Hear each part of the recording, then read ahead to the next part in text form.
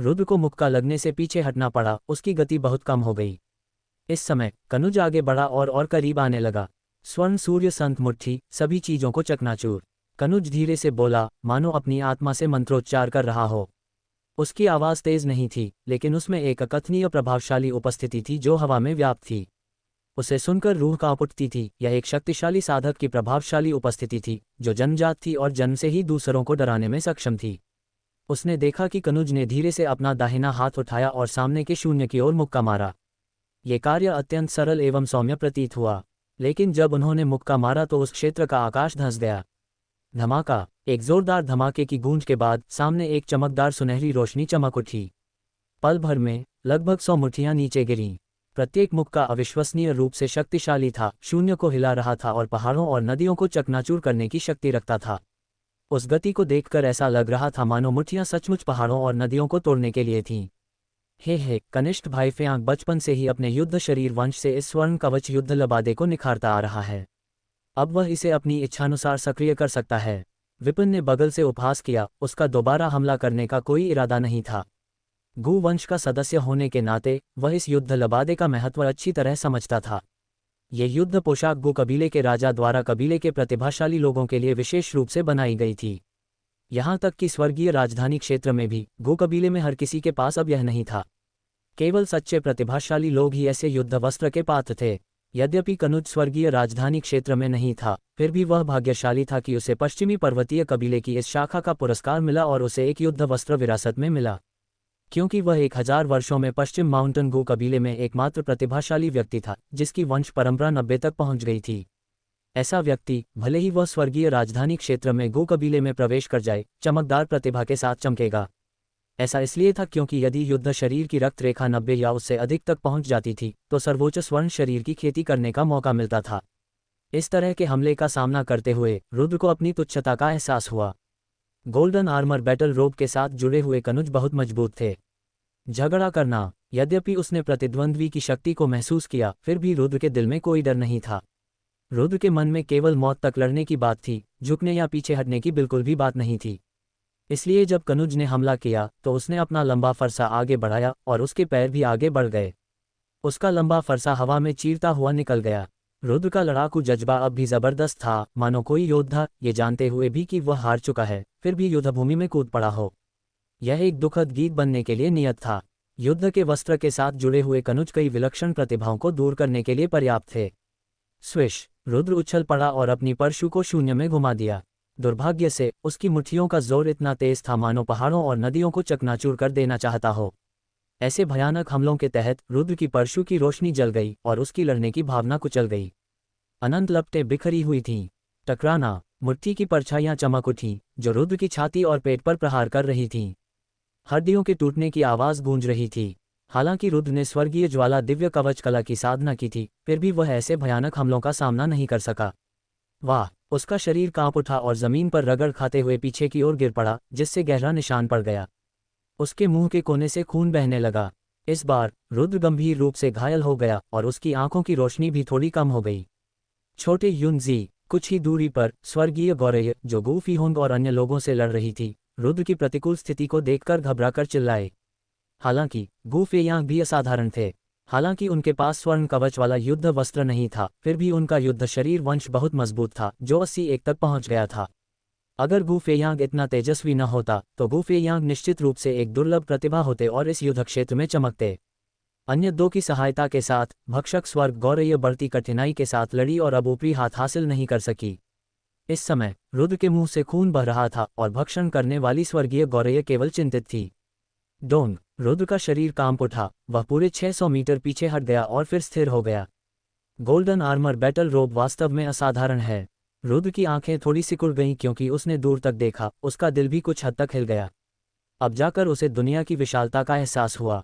इससे पहले उसने अपने ही स्तर के लोगों को धूल चटाई थी, लगभग कभी किसी प्रतिद्वंद्वी का सामना नहीं किया था। लेकिन इस बार कनुज का सामना करते हुए भले ही रुद्र ने अपनी युद्ध मार्शल आत्मा को सक्रिय कर लिया था और विभिन्न मार्शल दाव सच्चे इरादों को संघनित कर लिया था, फिर भी वह उससे लड़ने में असमर्थ था। यह एक अंतर था, प्रतिभा का अंतर नहीं। यह उनकी शारीरिक बनावट से आया, उसकी नींव से। हालांकि रुद्र की नींव असाधारण थी, फिर भी उसमें थोड़ी कमी थी। उदाहरण के लिए उसकी युद्ध मार्शल आत्मा। इस समय उसने वास्तव में अपनी मार्शल आत्मा को जागृत नहीं किया था। उसकी मार्शल आत्मा की उत्पत्ति को जागृत करना तो दूर की बात है। यही तुम्हारे और मेरे बीच का अंतर है। कनुज कदम दर कदम आगे बढ़ा, घमंडी और घमंडी अंदाज में। जब उसने रुद्र को देखा तो वह बहुत शांत लग रहा था। हालांकि उसके शब्द तीखे थे, लेकिन उसका लहजा हल्का था, मानो वह किसी तुच्छ बात पर बात कर रहा हो। रुद्र को अपनी नज़रों में जरा भी नहीं रखता। इस समय हाथ में स्वर्ण कवच युद्ध वस्त्र के साथ उसे समान स्तर के किसी भी व्यक्ति से डर नहीं था। इसके अलावा ये तो बस शुरुआत थी। अगर वह बाद में स्वर्गीय राजधानी क्षेत्र में प्रवेश करता और महान सूर्य स्वर्ण शरीर कला का सच्चा मूल पाठ प्राप्त कर लेता तो वह सर्वोच्च स्वर्ण शरीर की साधना करता। उस समय केवल अपने भौतिक शरीर पर निर्भर रहकर वह एक संत बनने के लिए पर्याप्त होता, सभी दिशाओं से शक्तियों को परास्त कर देता और अकेले ही सर्वोच्च शासन करता।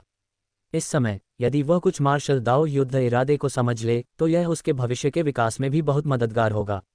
ये कहा जा सकता है कि कनुज के पास असीम संभावनाएं थीं। उसने स्वर्गीय राजधानी क्षेत्र में खुद को उभरते हुए भी देखा था।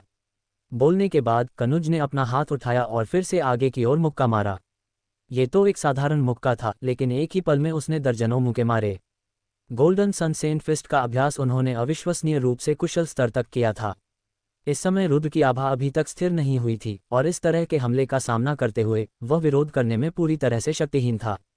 स्वर्ग शून्य टॉवर भक्षण। इस बार रुद्र ने अत्याचारी हमले से निपटने के लिए भक्षण स्वर्ग शून्य टॉवर को सक्रिय किया। धमाका। दुर्भाग्यवश मुठ्ठियां चमक उठीं और अपनी प्रबल शक्ति से उन्होंने वास्तव में भक्षण करने वाले स्वर्ग शून्य टॉवर को चकनाचूर कर दिया। उसकी आत्मिक शक्ति दबा दी गई थी, इसलिए इस शून्य टॉवर की शक्ति पूरी तरह से प्रकट नहीं हो सकी। आखिरकार ये सिर्फ एक शून्य टॉवर था, न कि वास्तविक भक्षण स्वर्ग टॉवर। लगता है तुम्हारी नींव भी बहुत गहरी है। हालांकि उसने भक्षण करने वाले स्वर्ग शून्य मीनार को चकनाचूर कर दिया था, फिर भी कनुज को इस मीनार की असाधारणता दिखाई दी। अगर वह स्वर्ण कवच युद्ध वस्त्र के साथ न जुड़ता तो शायद इसे तोड़ना इतना आसान न होता। जैसे ही शून्य टॉवर नष्ट हुआ, रुद्र फिर से उड़ गया, उसके मुंह से खून बहने लगा। यद्यपि उसकी गति बहुत कम हो गई थी, रुद्र की आंखें तेज थीं और अभी भी डर का कोई निशान नहीं था। देखते हैं तुम कितनी बार मेरा सामना कर सकते हो। कनुज के मुंह के कोने पर एक ठंडी मुस्कान उभर आई क्योंकि उसने हमला जारी रखा। भगवान भाला को नष्ट। इस बार रुद्र ने विनाशकारी देव भाला सक्रिय कर दिया। धमाका। छोटा भाला चमकता हुआ शून्य की ओर भेदता हुआ चला गया और वास्तव में मुट्ठी को तोड़ दिया। इस बार रुद्र थोड़ा अधिक शांत लग रहा था। ये छोटा भाला असाधारण है।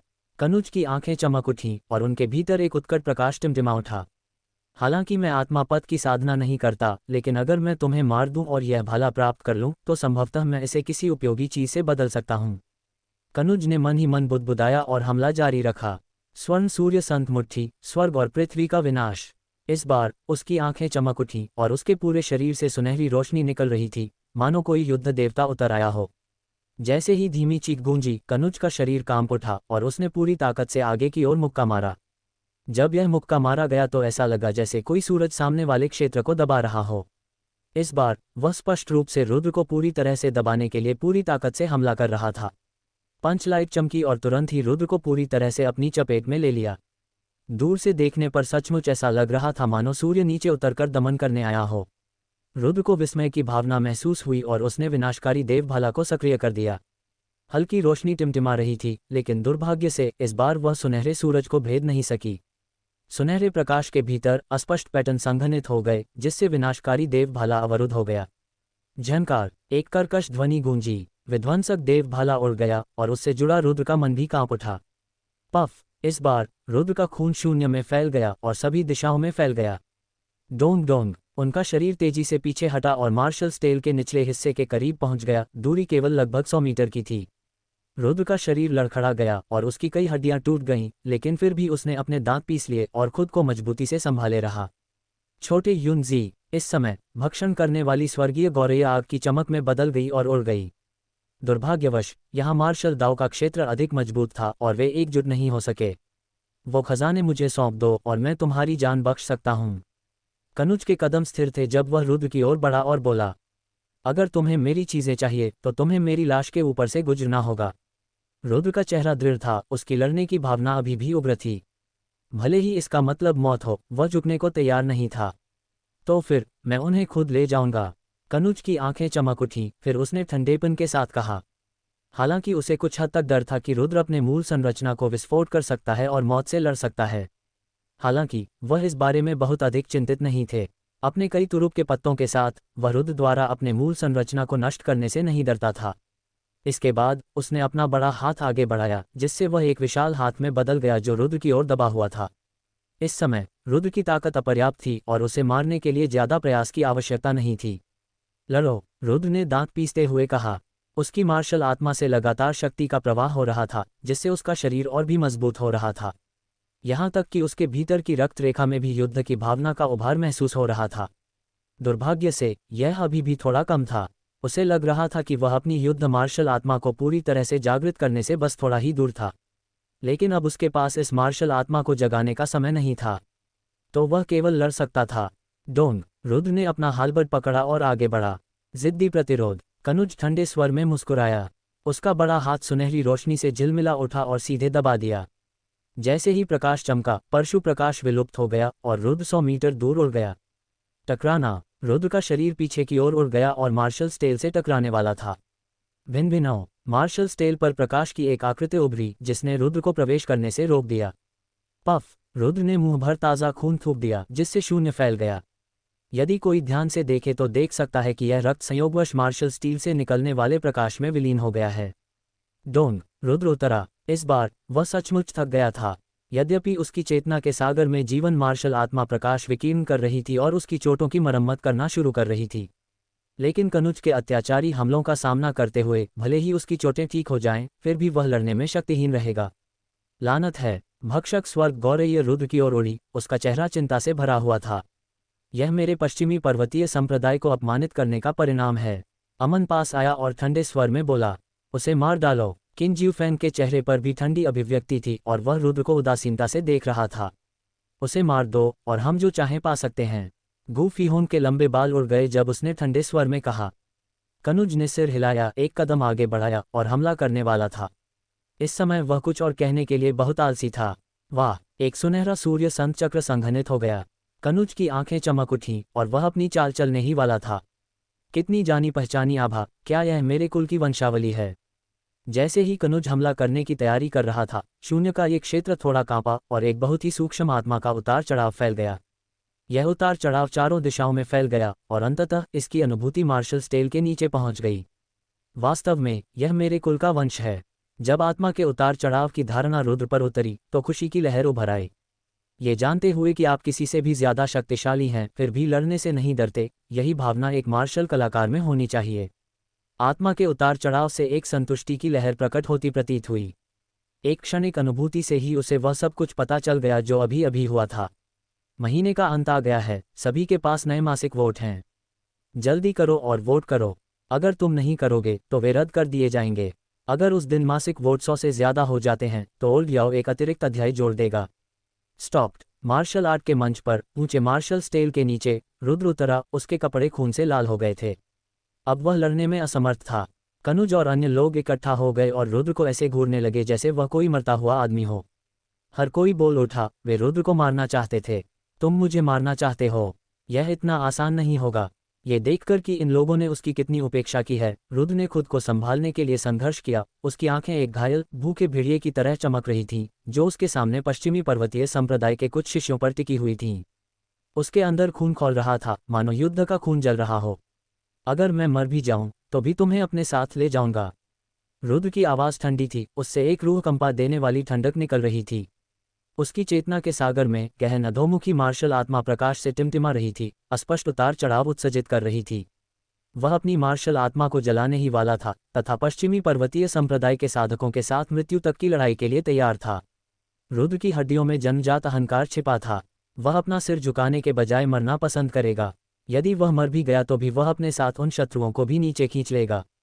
मुझे उम्मीद नहीं थी कि मेरी चेतना जियो चांगफेंग पूरी तरह से विलुप्त होने से पहले मुझे इतनी अच्छी संभावना का सामना करना पड़ेगा। इस क्षण शून्य से एक सुखद आत्मा का उतार चढ़ाव प्रकट हुआ।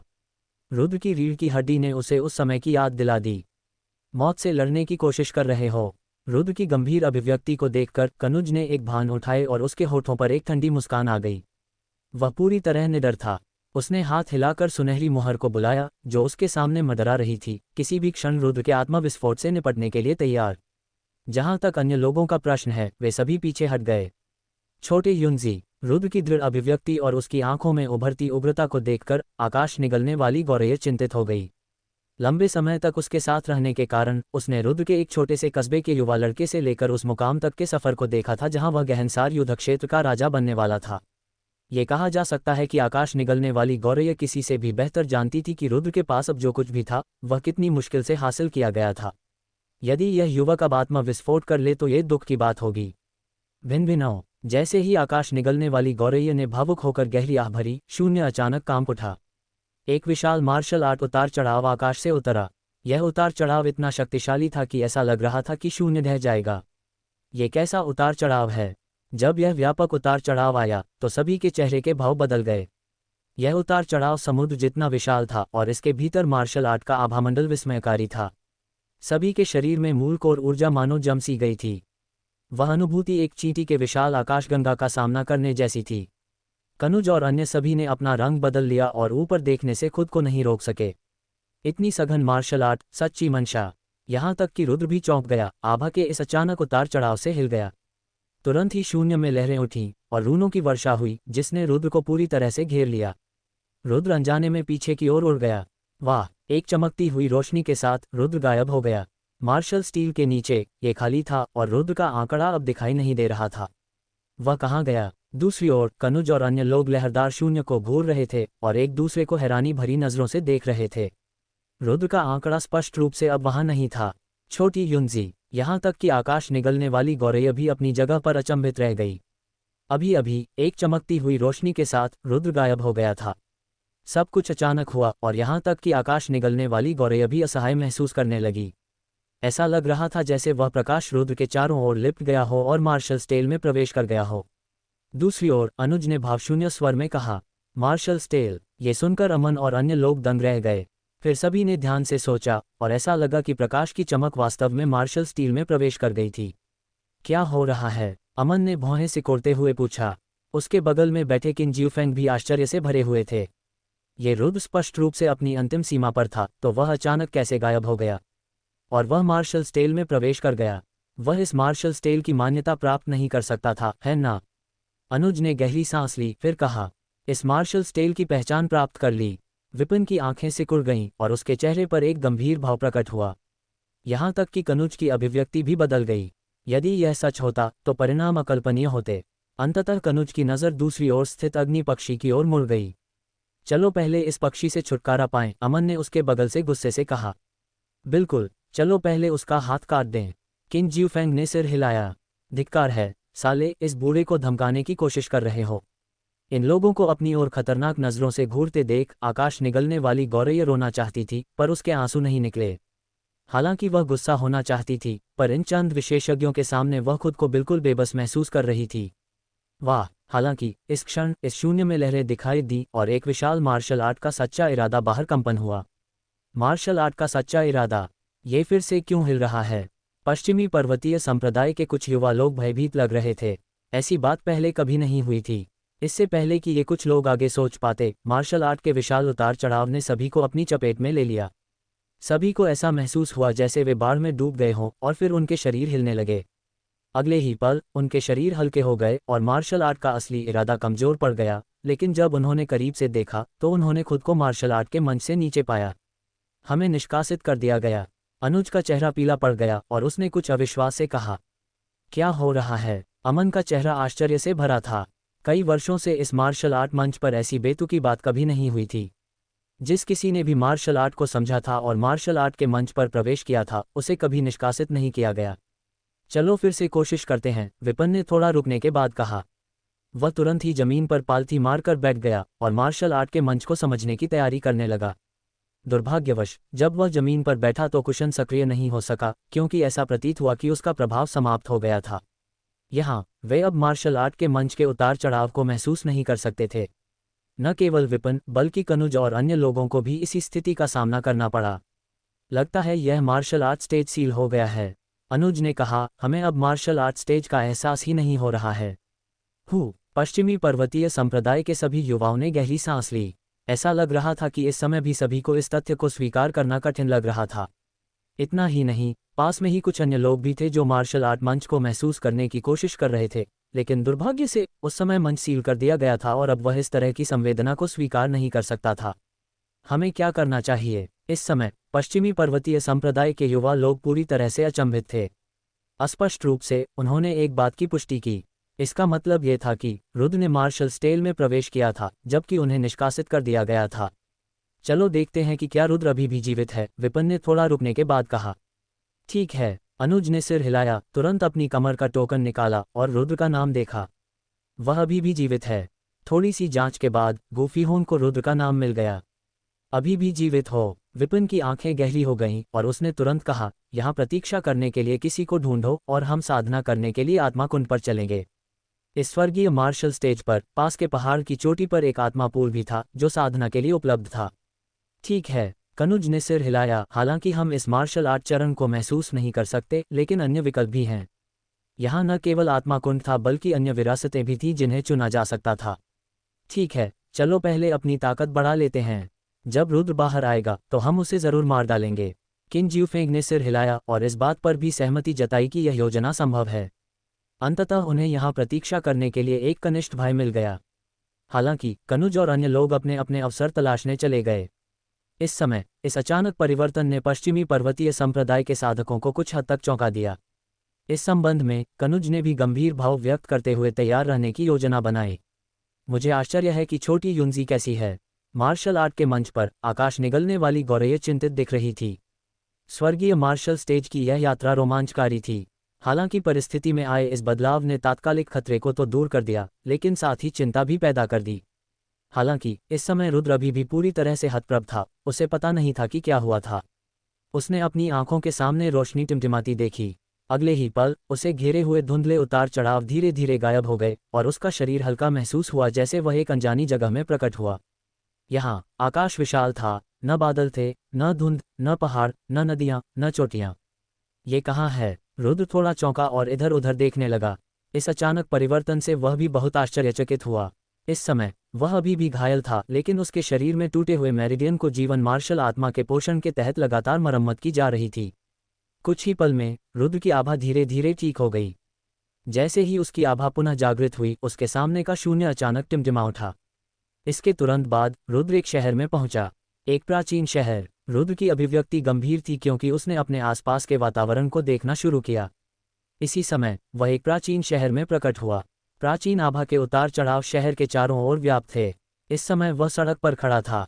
सड़क पर लोगों की भीड़ थी और आसपास विभिन्न विक्रेता खड़े थे, जिससे समृद्धि का एहसास हो रहा था। इस सड़क पर खड़े होकर रुद्र को अप्रत्याशित रूप से एक अत्यंत मजबूत मार्शल आर्ट आभा का एहसास हो रहा था जो इस क्षेत्र में व्याप्त थी। वह अनुभूति किसी सैन्य नगर में पहुंचने जैसी थी, जो विस्मयकारी थी। मैं कहाँ आ गया? रुद्र अचंभित रह गया। उसने अपने आसपास नजर दौड़ाई और एक नज़र में ही उसे आसपास कई शक्तिशाली लोग नजर आए। ये लोग अथाह ताकतवर थे, ऐसा लग रहा था जैसे कोई उन्हें सीधे देख ही नहीं सकता। सड़क पर हर जगह ओरिजिन कोर क्षेत्र के युवा लोगों को घूमते हुए देखा जा सकता था। उनमें से मूल कोर क्षेत्र के 9वें स्तर पर युवा लोग व्यवहारिक रूप से अनगिनत थे। ये लोग केवल 17 वर्ष के हैं, फिर भी वे सभी मूल कोर क्षेत्र में कैसे प्रवेश कर गए? और मूल कोर क्षेत्र के 9वें स्तर पर इतने सारे विशेषज्ञ हैं। आसपास के लोगों की आभा में उतार चढ़ाव महसूस करके रुद्र आश्चर्यचकित हो गया। संपूर्ण धनगिरी साम्राज्य में मूल कोर क्षेत्र में 17 वर्षीय व्यक्ति का अस्तित्व दुर्लभ था, लेकिन यहाँ तो वे हर जगह नजर आ रहे थे। उनमें से मूल कोर क्षेत्र के 9वें स्तर पर प्रतिभाशाली लोगों का उल्लेख नहीं है। कनुज पहले से ही असाधारण था, लेकिन वह अभी तक मूल कोर क्षेत्र के 8वें स्तर तक नहीं पहुंचा था। फिर भी यहाँ ऐसे महारथियों की कोई कमी नहीं थी। इससे रुद्र के दिल में उथल पुथल मच गई। ये कल्पना करना मुश्किल था कि वह किस तरह की जगह पर पहुंच गया है। अचानक इस प्राचीन शहर के शून्य में एक विशाल उतार चढ़ाव छा गया। सड़क पर लोगों की भीड़ उमड़ पड़ी थी। जल्दी भागो, युवा मास्टर जियाओसी युवेनहाउटन से लड़ रहे हैं और यहाँ पहुँचने वाले हैं। भीड़ में अचानक एक चौंका देने वाली चीख गूंज उठी। युवा मास्टर जियोसी, युवा मास्टर सुरेंद्र हमारे मार्शल सिटी शाह कबीले के समकालीन प्रतिभाशाली हैं। वह अब 17 वर्ष से अधिक के हैं। मुझे आश्चर्य है कि वह कितने मजबूत हो गए हैं। बिरजू, क्या वह युवेन कबीले का प्रतिभाशाली व्यक्ति नहीं है जो प्राचीन कुलों में 6ठे स्थान पर है? दिव्य नेत्र वंश। वह युवा मास्टर सुरेंद्र से क्यों लड़ रहा होगा? कहा जाता है कि वे याओ परिवार की स्वर्गीय पुत्री के लिए प्रतिस्पर्धा कर रहे हैं और अब उनका आमना सामना होने वाला है। वे मार्शल आर्ट के मंच से लेकर यहाँ तक लड़ते रहे हैं। शोर मच गया और पूरा माहौल तुरंत अशांत हो गया। कुछ जानकार लोग इस मामले पर चर्चा करने लगे। कुछ लोग इस महान युद्ध से प्रभावित न होना चाहते हुए पीछे हट गए, और भी लोग किनारे की ओर चले गए, दूर से देख रहे थे। उनकी आंखों में तीव्र उत्साह था। हर कोई तथाकथित यंग मास्टर सुरेंद्र और बिरजू के बीच लड़ाई में काफी रुचि रखता था। धमाका! इस क्षण बैंगनी शल्क वाला अग्नि नेत्रों वाला जानवर रुक गया। युवा गुरु सुरेंद्र की आंखें चमक उठीं और उनके भीतर एक ठंडी तीखी निगाह चमक उठी। तुम कौन हो, मुझे रोकने की हिम्मत करने वाले? युवा मास्टर सुरेंद्र विदेशी जानवर पर बैठे अभिमानी और दबंग रुद्र को देख रहे थे और उससे सवाल कर रहे थे। तुम कौन होते हो मेरा रास्ता रोकने की हिम्मत करने वाले? युवा मास्टर सुरेंद्र का चेहरा कठोर था और वह ठंडेपन से रुद्र को घूर रहा था। उनके शब्द संक्षिप्त थे, लेकिन उनका लहजा अविश्वसनीय रूप से दबंग था, जो स्पष्ट रूप से जो कुछ हुआ था उसके लिए रुद्र को दोषी ठहरा रहा था। तुम्हारा रास्ता रोकने की हिम्मत? ये सुनकर रुद्र के दांत गुस्से से बजने लगे। उसके होठों पर एक ठंडी मुस्कान तैर गई जब उसने युवा गुरु सुरेंद्र की ओर देखा और कहा, एक महान कुल के शिष्य से जैसी अपेक्षा होती है। तुम इस गली में उत्पात मचा रहे हो, इस बच्चे को अपने खुरों तले लगभग कुचल रहे हो, और फिर भी तुम पूछ रहे हो कि मैंने तुम्हें क्यों रोका। रुद्र को युवा मास्टर जीओसी की बातें हास्यास्पद लगीं। हालांकि देखने वालों को रुद्र ही हंसी का पात्र लग रहा था। ये व्यक्ति कौन है जो युवा मास्टर सुरेंद्र को बाधित करने का साहस कर रहा है? ये गंवार कहाँ से आ गया? इसने तो महायुद्ध ही रुकवा दिया। कुछ युवक युवतियां तो रुद्र के बारे में शिकायत भी करने लगे। मैं ही अपराधी बन गया हूँ। इस माहौल को महसूस करते हुए रुद्र का दिल ठंडा पड़ गया। इस क्षण अंततः उसे समझ आ गया, यहाँ युद्ध कला का बोलबाला था। हर कोई बलवान का आदर करता था और कमजोर पर कोई दया नहीं करता था। इससे रुद्र को दयनीय महसूस हुआ। लगता है तुम शहर के बाहर से आए हो। युवा गुरु सुरेंद्र ने भौहें चढ़ाकर रुद्र को घूरा। यह मार्शल सिटी है। हम शियाओ वंश के शिष्य यहाँ के राजा हैं। तुम एक बाहरी व्यक्ति मेरे मामलों में दखल देने की हिम्मत कैसे कर सकते हो? तो आज मैं तुम्हें सबक सिखाऊंगा। युवा मास्टर सुरेंद्र के शब्द हल्के थे, फिर भी एक दबंग आभा से भरे हुए थे। यह एक राजा की प्रभावशाली उपस्थिति थी। जैसा कि युवा मास्टर सुरेंद्र ने कहा, वह राजा था जिसे दुनिया को नीचा दिखाने के लिए नियुक्त किया गया था। जैसे ही उसके शब्द निकले, उसका लंबा भाला रुद्र की ओर बढ़ा। क्या राजा है? रुद्र गुस्से में था। उसने कभी उम्मीद नहीं की थी कि दुनिया में ऐसा दबंग व्यक्ति मौजूद होगा। इस समय लड़ने के अलावा और कुछ नहीं था। भिन्न भिन्न। जैसे ही युवा मास्टर सुरेंद्र का भाला आर पार हुआ, अचानक इस शून्य में एक लहर फैल गई। फिर उसकी आंखों के सामने का दृश्य पूरी तरह से गायब हो गया। वे कहाँ गए? रुद्र ने अजीब महसूस करते हुए अपनी भौहें उठाईं, क्योंकि इस समय अभिमानी युवा मास्टर जीओसी अब वहां नहीं था। इतना ही नहीं, उसकी गोद में मौजूद बच्चा भी कहीं नहीं मिला। अब उसके सामने केवल आकाश का विस्तार था। बुरा नहीं, तुम में अहंकार और हिम्मत दोनों हैं, और साथ ही एक नेक दिल भी है जो किसी ताकत से नहीं डरता। रुद्र स्तब्ध होकर इधर उधर देख रहा था। तभी उसके सामने लहरें उठीं और एक प्रेत जैसी आकृति उभरी। ये व्यक्ति संतुष्टि से भरी आंखों से रुद्र को घूर रहा था। यह एक लंबा, प्रभावशाली मध्यम आयु वर्ग का आदमी था। ये व्यक्ति लगभग 30-40 साल का लग रहा था, अपनी जवानी के चरम पर। उसकी भौहों के बीच झिलमिलाते प्रकाश के पैटर्न से युद्ध कलाओं का एक विशाल आभामंडल फैल रहा था। इस समय उसकी आंखों में एक कोमल गर्माहट दिखाई दे रही थी, लेकिन अगर कोई ध्यान से देखे तो उसकी आंखें गहरी और गहन होंगी, मानो उनमें आकाश और पृथ्वी समाहित हों। तुम कौन हो? इस व्यक्ति को आते देख रुद्र का चेहरा आश्चर्य से भर गया। थोड़ी सी हैरानी के बाद उसकी आंखों में और अधिक संदेह आ गया, क्योंकि करीब से देखने पर पता चला कि उस आदमी की आकृति अलौकिक थी। वह कोई वास्तविक व्यक्ति नहीं था। मैं कौन हूँ? रुद्र का प्रश्न सुनकर वह व्यक्ति पहले तो मुस्कुराया, फिर धीरे से अपना सिर ऊपर उठाकर शून्य की ओर देखते हुए एक एक शब्द बोला, मैं जियाओ वंश का प्रतिभाशाली व्यक्ति जियाओ चांगफेंग हूँ। मैंने एक बार स्वर्गीय राजधानी पर कब्जा कर लिया था, सभी शक्तिशाली साधकों पर अपना दबदबा बनाया था और युवा पीढ़ी के बीच राजा के रूप में राज किया था। दुर्भाग्यवश, जैसे ही उसने अंतिम शब्द कहे, उसकी आंखों में उदासी छा गई और पहले वाला उत्साहपूर्ण व्यवहार गायब हो गया। इसकी जगह एक ऐसे चेहरे ने ले ली जो उतार चढ़ाव से भरा था। जियो चांगफेंग। ये सुनकर रुद्र का दिल उत्साह से थोड़ा कांप उठा। उसे इस व्यक्ति के साथ एक अस्पष्ट परिचितता का एहसास हुआ। हमारे वंश एक ही स्रोत से हैं, इसलिए मुझे लगता है कि आपका उपनाम भी जियाओ है। जियाओ चांगफेंग को पता था कि रुद्र क्या सोच रहा था और उसने पूछा, जूनियर रुद्र? रुद्र ने अपनी भावनाओं को शांत किया और तुरंत उस आदमी के सामने गहराई से और सम्मानपूर्वक झुक गया। मार्शल कलीम ने थोड़ा सिर हिलाया, फिर अपना हाथ लहराया और एक अदृश्य शक्ति बाहर आई जिसने रुद्र को ऊपर उठा लिया। उस अदृश्य शक्ति से प्रेरित होकर रुद्र ने बुजुर्ग की ओर देखा और पूछा, वरिष्ठ, आप अभी कहाँ हैं? मैं अब केवल एक बची हुई आत्मा का एक छोटा सा टुकड़ा हूँ, मार्शल कलीम ने उदासी के संकेत के साथ कहा। अवशेष आत्मा। ये सुनकर रुद्र के दिल में भी एक उदासी छा गई।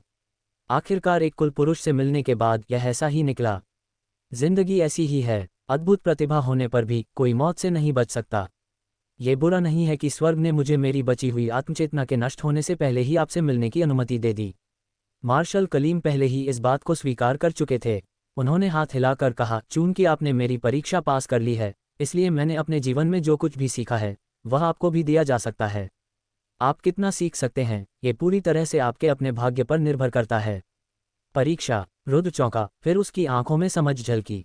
क्या अभी अभी का वह दृश्य एक भ्रम था जो मेरी परीक्षा लेने के लिए रचा गया था? आप कह सकते हैं कि यह एक भ्रम था, या आप ये भी कह सकते हैं कि यह नहीं था, मार्शल कलीम ने एक धुंधली, अस्पष्ट मुस्कान के साथ कहा। रुद्र स्तब्ध रह गया, उसे समझ नहीं आ रहा था कि सीनियर का क्या मतलब था।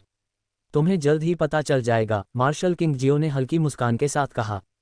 फिर उन्होंने गंभीर भाव प्रकट करते हुए कहा, युद्ध मार्ग विशाल और अंतहीन है। मैंने जीवन भर मार्शल आर्ट के शिखर तक पहुंचने का प्रयास किया है और कुछ अंतर्दृष्टियां प्राप्त की हैं।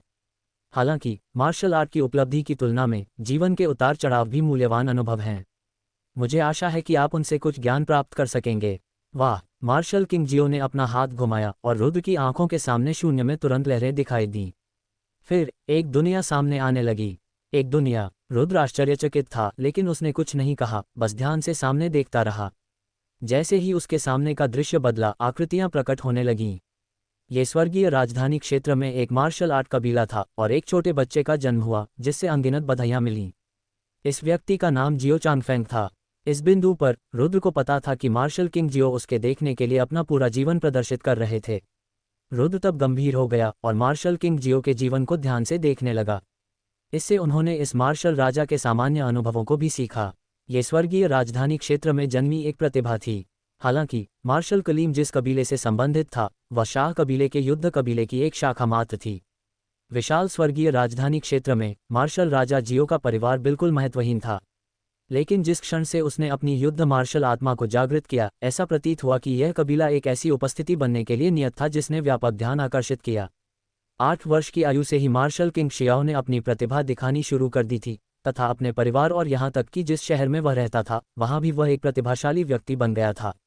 एक छोटे से क्षेत्र से मार्शल किंग जियो ने कदम दर कदम आगे बढ़ाया और अपने प्रयासों के माध्यम से एक चमकदार प्रतिभा बन गए। 17 वर्ष की आयु में उन्होंने जियाओ वंश के वंश चयन में भाग लिया। उस वर्ष उनकी मार्शल आत्मा ने अपने मूल को जागृत किया, सभी पक्षों को आश्चर्यचकित कर दिया और उन्हें युद्ध राजा बनने में सक्षम होने की प्रतिष्ठा अर्जित की। उस वर्ष उन्हें मुख्य कबीले के कुछ सशक्त साधकों की मान्यता प्राप्त हुई और उस वर्ष उन्होंने स्वर्गीय राजधानी क्षेत्र के मार्शल सिटी में प्रवेश किया। स्वर्गीय राजधानी क्षेत्र के मार्शल सिटी को स्वर्गीय मार्शल सिटी के नाम से भी जाना जाता था। ये सच्चा स्वर्गीय मार्शल शहर था। जुबान युआन युद्ध क्षेत्र में स्थित इस भूमि का नाम केवल स्वर्गीय मार्शल धन्य भूमि के कारण रखा गया था। इस समय दृश्य में एक युवक अकेले ही स्वर्गीय राजधानी क्षेत्र के सबसे समृद्ध और चमकदार प्राचीन शहर में चला गया। लेकिन जिस क्षण इस युवक ने प्राचीन शहर में कदम रखा, रुद्र का दिल धड़क उठा। क्या ये वही मार्शल सिटी नहीं है जहां मैं अभी था? रुद्र को बहुत आश्चर्य हुआ। उसने अपनी आंखें तानकर अपने सामने प्रकट हुए प्राचीन शहर का ध्यानपूर्वक निरीक्षण किया। गहन जांच के बाद रुद्र के दिल में भावनाएं लंबे समय तक अस्थिर रहीं, क्योंकि इस प्राचीन शहर में प्रदर्शित हर चीज, यहाँ तक कि सड़कों का स्वरूप और वस्तुओं की व्यवस्था भी बिल्कुल वैसी ही थी जैसी उसने देखी थी। यहाँ तक कि इसमें दिखाई देने वाले पात्र भी एक जैसे थे।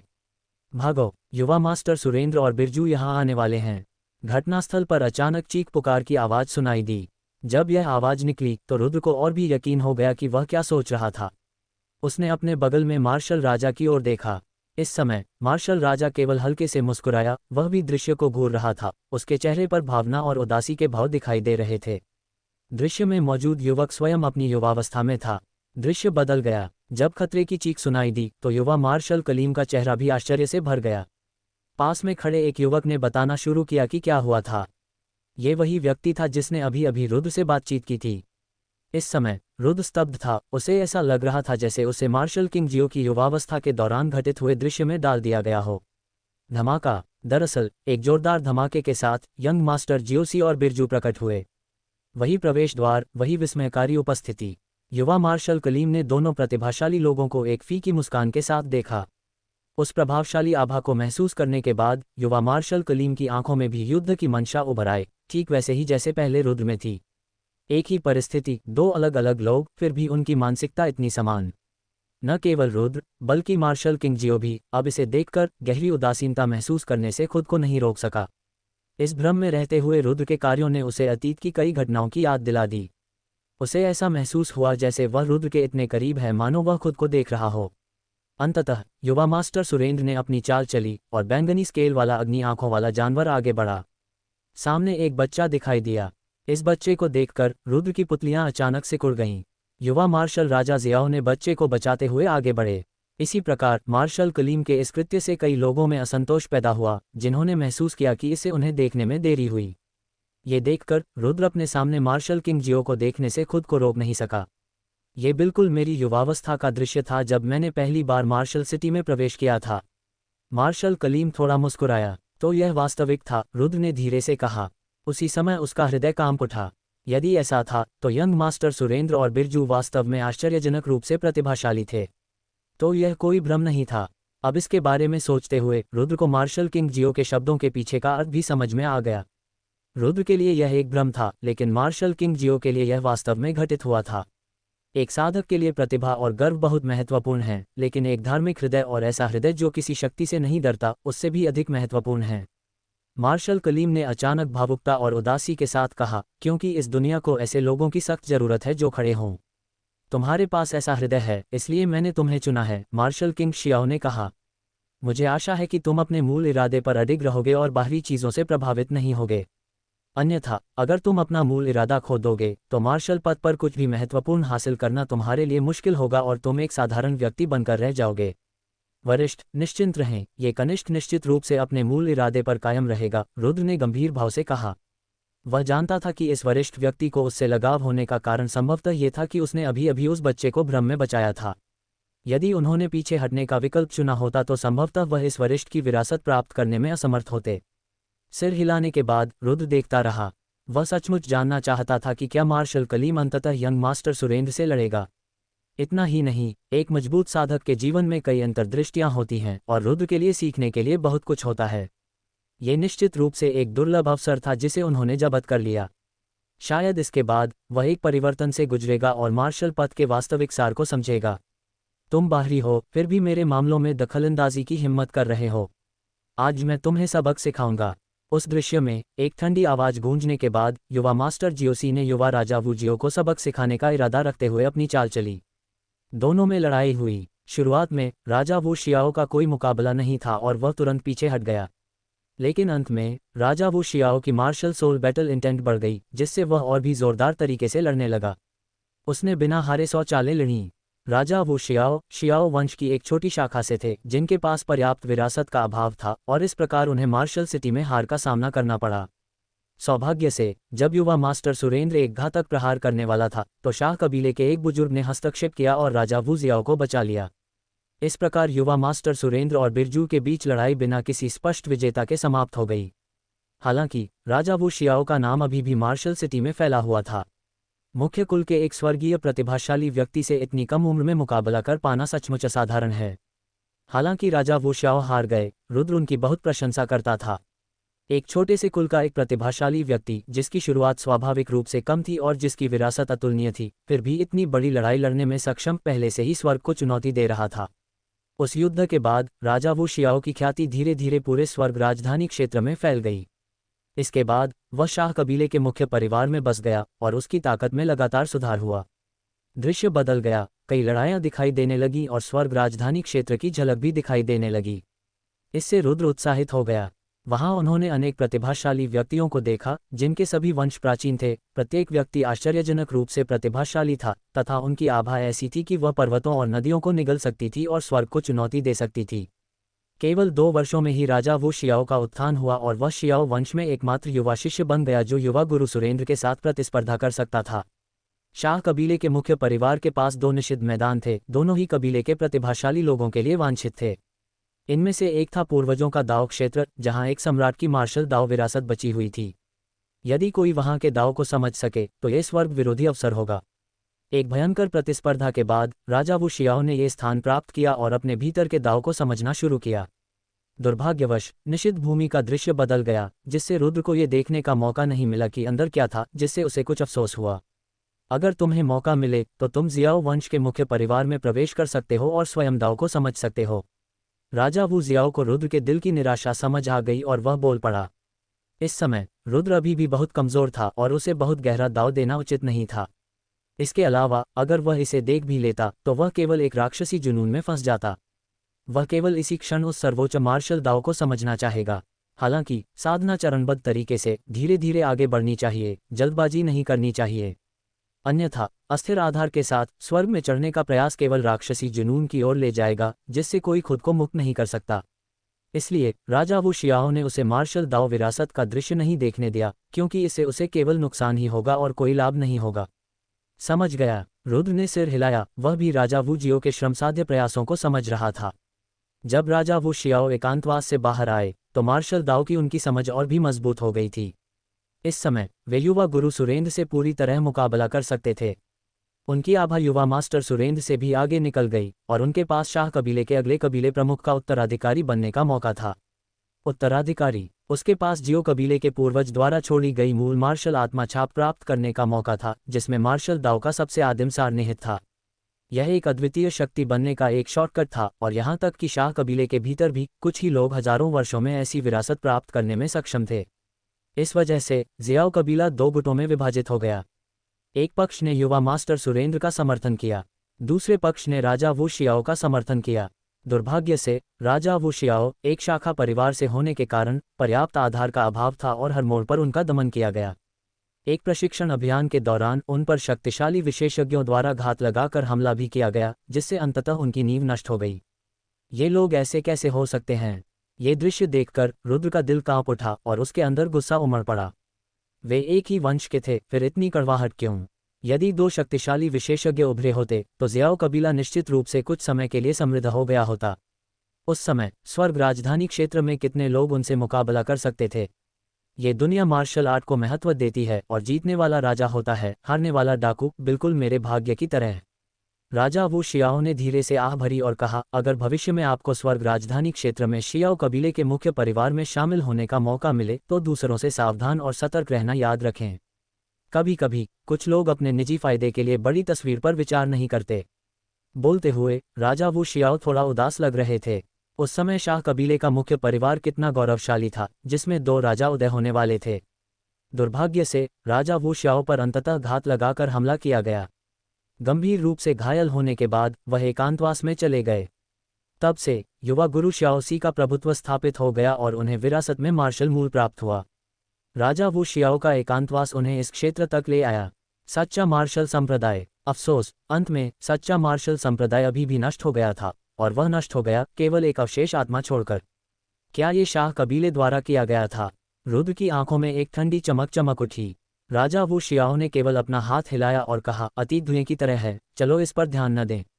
रुद्र ने धीरे से आह भरी। वह जानता था कि राजा वू शियाओ नहीं चाहता था कि वह इस द्वेष को अपने मन में रखे।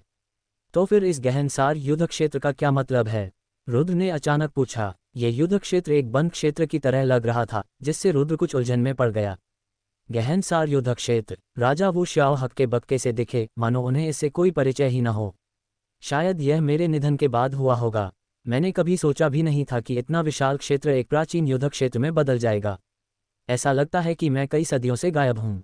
इसका उल्लेख करते हुए राजा वू शियाओ भावुक होकर आह भरने से खुद को नहीं रोक सके। मुझे आश्चर्य है कि यह गहनसार युद्ध क्षेत्र कब से अस्तित्व में है? राजा वू शियाओ ने पूछा। कितना समय? रुद्र भी थोड़ा स्तब्ध रह गया और बोला, लगभग 400 साल मुझे लगता है। रुद्र को गहनसार युद्ध क्षेत्र के अस्तित्व की सटीक अवधि का पता नहीं था। स्वर्गीय युआन संप्रदाय के शिष्य कई शताब्दियों से इस प्रकार के प्रशिक्षण में भाग लेते रहे हैं। रुद्र के अनुमान के अनुसार गहनसार युद्ध क्षेत्र कम से कम 400 वर्षों से अस्तित्व में था। 400 साल। राजा वू शियाओ ने धीरे से कहा, सोचने पर लगता है कि शियाओ वुया की उम्र अब लगभग 500 साल होगी। मुझे आश्चर्य है कि वह किस क्षेत्र में पहुंच गया है। जैसे ही उसने जियाओ वुया का उल्लेख किया, राजा वू जियाओ की आंखों में एक अजीब भावना फैल गई। क्योंकि यह व्यक्ति कोई और नहीं बल्कि पूर्व यंग मास्टर जियोसी था, लगभग 500 साल पुराना। रुद्र की आंखें थोड़ी सिकुड़ गईं। उस उम्र में यदि वह अभी भी जीवित होते तो निश्चित रूप से वह एक अद्वितीय गुरु होते। इस बात का जिक्र दोबारा करने की कोई ज़रूरत नहीं है। अब आपको मार्शल दाओ का असली सार ठीक से समझ लेना चाहिए, जिसे मैंने जीवन भर समझा है। थोड़ी उदासी के बाद राजा वू शियाओ की आंखें अचानक सिकुड़ गईं और मार्शल दाओ का एक विशाल सच्चा सार उसकी भौहों के बीच से निकला। यद्यपि इस समय वह मात्र एक अवशिष्ट आत्मा था, फिर भी उससे एक विशाल आभा फैल रही थी। वह आभा सम्मान का कारण बनी। भिन्न भिन्न जैसे ही यह कलात्मक अवधारणा व्याप्त हुई, सामने का शून्य अचानक बदल गया। वहां एक युवक प्रकट हुआ। ये युवक अपनी युवावस्था में राजा वू शियाओ था। इस समय वह पर्वत शिखर पर पालथी मारकर बैठा था तथा स्वर्ग और पृथ्वी के महानताओं को समझ रहा था। ये उनकी कुछ अंतर्दृष्टियां थीं जब उन्होंने मार्शल दाओ का सही अर्थ समझा। अब वे रुद्र के अवलोकन के लिए प्रकट हो रहे थे। मार्शल दाओ के शिखर पर कोई स्वर्ग और पृथ्वी को तोड़ सकता है। युवा राजा वू शियाओ की आंखें अचानक खुल गईं और उनके भीतर तेज रोशनी चमक उठी। इस समय रुद्र का शरीर थोड़ा कांप उठा और उसके सामने एक लहर फैल गई जिसने उसे उस स्थान पर ला दिया। रुद्र शून्य में खड़ा था और दूर से राजा वू जियाओ के अद्वितीय आचरण को देख रहा था, जैसे वह पर्वत शिखर पर खड़ा था। इस समय राजा वू शियाओ अभी भी बहुत युवा, सुंदर और सुसंस्कृत थे, असाधारण स्वभाव के, अपनी पीढ़ी के एक सच्चे विलक्षण व्यक्ति। वे शिखर पर खड़े थे, उनके पूरे शरीर से एक भव्य आभा निकल रही थी और उनकी भौहों के बीच प्रकाश की रेखाएं टिमटिमा रही थीं, मानो उनके शरीर से निरंतर एक सच्चा मार्शल दाओ भाव निकल रहा हो। सच्चे इरादे के उस स्तर ने इस स्वर्ग और पृथ्वी को भी रंग बदलने के लिए प्रेरित किया। संपूर्ण पर्वत शिखर, यहाँ तक कि स्वर्ग और पृथ्वी भी उस विशाल सच्चे मार्शल दाओ इरादे से भरे हुए प्रतीत हो रहे थे। कितना समृद्ध मार्शल दाओ सच्चा इरादा! इस क्षण उस रहस्यमयी जगह में प्रवेश करते ही रुद्र राजा वू जियाओ से निकलने वाले मार्शल दाओ सच्चे इरादे को स्पष्ट रूप से महसूस कर सकता था। यह एक शुद्ध मार्शल दाओ कलात्मक अवधारणा थी जिसमें कोई अन्य शक्तियां नहीं थीं। इस समय राजा वू जियाओ ने अपना खुद का दाव गढ़ लिया था। बस एक हल्की सी अनुभूति और रुद्र के दिल में तूफान आ गया। ऐसा लग रहा था जैसे उसे कुछ समझ आ गया हो, उसे एक गहन अंतर्दृष्टि का एहसास हो रहा हो। शुद्ध मार्शल दाओ सच्चा इरादा, यही वह चीज़ थी जिसकी वह तलाश कर रहा था, जिसे वह हासिल करना चाहता था। लेकिन इससे पहले मार्शल दाओ के बारे में उनके मन में कई भ्रम थे। इसलिए वह लगातार जांच करते रहे और सबूत ढूंढते रहे। इस प्रक्रिया से उन्हें मार्शल दाओ के बारे में बहुत कुछ समझने और समझ हासिल करने में मदद मिली। हालांकि ये ठीक इसलिए था क्योंकि उन्होंने बहुत कुछ समझ लिया था, इसलिए उन्हें एक भी बिंदु समझने में कठिनाई हुई। उदाहरण के लिए अग्नि का दाव, तलवार का दाव, व्यूह का दाव। रुद्र ने बहुत सारे को समझ लिया था, जिससे वह खुद को थोड़ा अव्यवस्थित महसूस कर रहा था। वह नहीं जानता था कि इन बातों को कैसे लागू किया जाए। इससे उन्हें लगा कि उनका ज्ञान बहुत व्यापक है और उसे एक बिंदु में समेटा नहीं जा सकता। लेकिन राजा वू शियाओ के मार्शल दाओ सच्चे इरादे को महसूस करने के बाद रुद्र का दिमाग अचानक साफ हो गया। अंततः उसे पता चल गया कि उसे क्या करना चाहिए। चूंकि यह मार्शल दाव था, इसलिए उसे बाकी सब कुछ छोड़ देना चाहिए और मार्शल आर्ट को अपना दाव बनाना चाहिए। बेशक इसके लिए एक प्रक्रिया, एक क्रमिक एकीकरण की आवश्यकता थी और इसे केवल समझ से हासिल नहीं किया जा सकता था। लेकिन कम से कम इससे रुद्र को एक स्पष्ट रास्ता मिल गया जिससे उसे रास्ता बदलने से रोका जा सका। ज्ञान के एक क्षण ने रुद्र को 10 वर्षों के चक्कर से बचा लिया। भिन्न भिन्न आगे पहाड़ की चोटी पर युवा राजा वू शियाओ की आंखें चमक उठीं और मार्शल आर्ट की एक विशाल आभा उसके पूरे शरीर में व्याप्त हो गई। वह आभा सभी दिशाओं में फैल गई, जिससे पहाड़ों और नदियों का रंग बदल गया। इस समय राजा वू शियाओ की आभा ऐसी थी कि वह पहाड़ों और नदियों को निगलने में सक्षम थी। वाह! उसने देखा कि उसके हाथ हिलने लगे हैं। यह एक प्रारंभिक मुद्रा थी, बहुत सरल, बहुत सौम्य, जैसे आकाश और पृथ्वी को सहलाना। राजा वू शियाओ की चाल बहुत धीमी थी और उनका प्रक्षेप पथ स्पष्ट रूप से पता लगाने योग्य था। क्या वह हिलने वाला है? इस समय रुद्र की पुतलियां अचानक सिकुड़ गईं। वह ध्यान से सामने देख रहा था, राजा वू जियाओ के आभामंडल में उतार चढ़ाव को महसूस कर रहा था और उसके शरीर की हर मिनट की हलचल, यहाँ तक कि उसकी सांस लेने की दर भी उसके दिमाग में स्पष्ट रूप से दर्ज हो गई थी। जैसे ही सरल प्रारंभिक मुद्रा का प्रदर्शन किया गया, एक समृद्ध मार्शल दाव सच्चे इरादे राजा वू शियाओ के चारों ओर इकट्ठा हो गए। इस क्षण उसे यह आभास हुआ कि उसका असली इरादा क्या है और उसने एक रहस्यमय आभा बना ली। वह भावना बहुत गहन थी, मानो मार्शल दाओ का सच्चा इरादा वह था और वह मार्शल दाओ का सच्चा इरादा था। इस आभा के संघनन के तहत राजा वू शियाओ का पैर अचानक हिल गया। क्या वह कोई कदम उठाने वाला है? इस समय रुद्र ने अपनी सांस रोक ली। वाह! राजा वू शियाओ आगे बढ़े। उसका शरीर एक चमकदार इंद्रधनुष की तरह सामने की पर्वत चोटी की ओर बढ़ रहा था। धमाका। उसने देखा कि उसकी हथेली मुट्ठी में बदल गई है और उसने आगे की ओर जोरदार मुक्का मारा। ये प्रहार अविश्वसनीय रूप से तीव्र था, जो पहले की धीमी शुरुआती स्थिति के बिल्कुल विपरीत था। स्वतंत्र रूप से वापस खींचो और छोड़ो, इच्छानुसार तेज और धीमी गति से। राजा वू शियाओ की अचानक चाल देखकर रुद्र ने खुद से कहा। वह धीरे धीरे राजा वू शियाओ के पंच के भीतर छिपे गहन रहस्यों पर भी विचार कर रहा था। वह अपनी वर्तमान कलात्मक अवधारणा को महसूस कर रहा था। धमाका। मुट्ठी चमक उठी। राजा वू शियाओ की गति इंद्रधनुष की तरह थी और उसकी मुट्ठी विपरीत पहाड़ पर गिरने वाली थी। विपरीत पर्वत शिखर बादलों और धुंध से घिरा हुआ, हजारों मीटर ऊंचा, भव्य रूप से खड़ा था। राजा वू शियाओ ऊपर की ओर उड़े, केवल इंद्रधनुषी प्रकाश की एक लकीर जो बहुत छोटी दिखाई दे रही थी। लेकिन एक ही मौके से मुट्ठी की रोशनी चमक उठी और एक विशाल, सच्चा मार्शल दाव इरादा फूट पड़ा। उस भयानक उतार चढ़ाव ने सामने के शून्य को भीतर की ओर ढहा दिया और फिर एक जोरदार धमाके की आवाज सुनाई दी जब राजसी पर्वत शिखर ढह गया। धमाका। एक गगनभेदी गर्जना ने आकाश को हिलाकर रख दिया। शियाओ वंश के राजा वू ने एक ही मौके से उस अधिक दिखने वाले विशाल पर्वत को पूरी तरह से ध्वस्त कर दिया। आकाश कांप उठा, शून्य में धूल उड़ उठी और चारों दिशाओं में भयानक कंपन फैल गया। एक ही मौके से पहाड़ को चकनाचूर कर देना। इस उतार चढ़ाव से रुद्र, जो उस जगह पर था, का दिल तेजी से धड़कने लगा। इस पंच का इरादा बहुत ही आश्चर्यजनक था। ये कल्पना करना कठिन था कि नंगी मुट्ठियों में इतनी भयानक शक्ति कैसे हो सकती है। लोग अक्सर ऐसी बातें करते थे कि मुट्ठियां पहाड़ों और नदियों को तोड़ सकती हैं, लेकिन उन शब्दों में हमेशा कुछ हद तक अतिशयोक्ति होती थी। लेकिन इस बार रुद्र ने सचमुच मुट्ठी से पहाड़ों और नदियों को तोड़ते हुए देखा।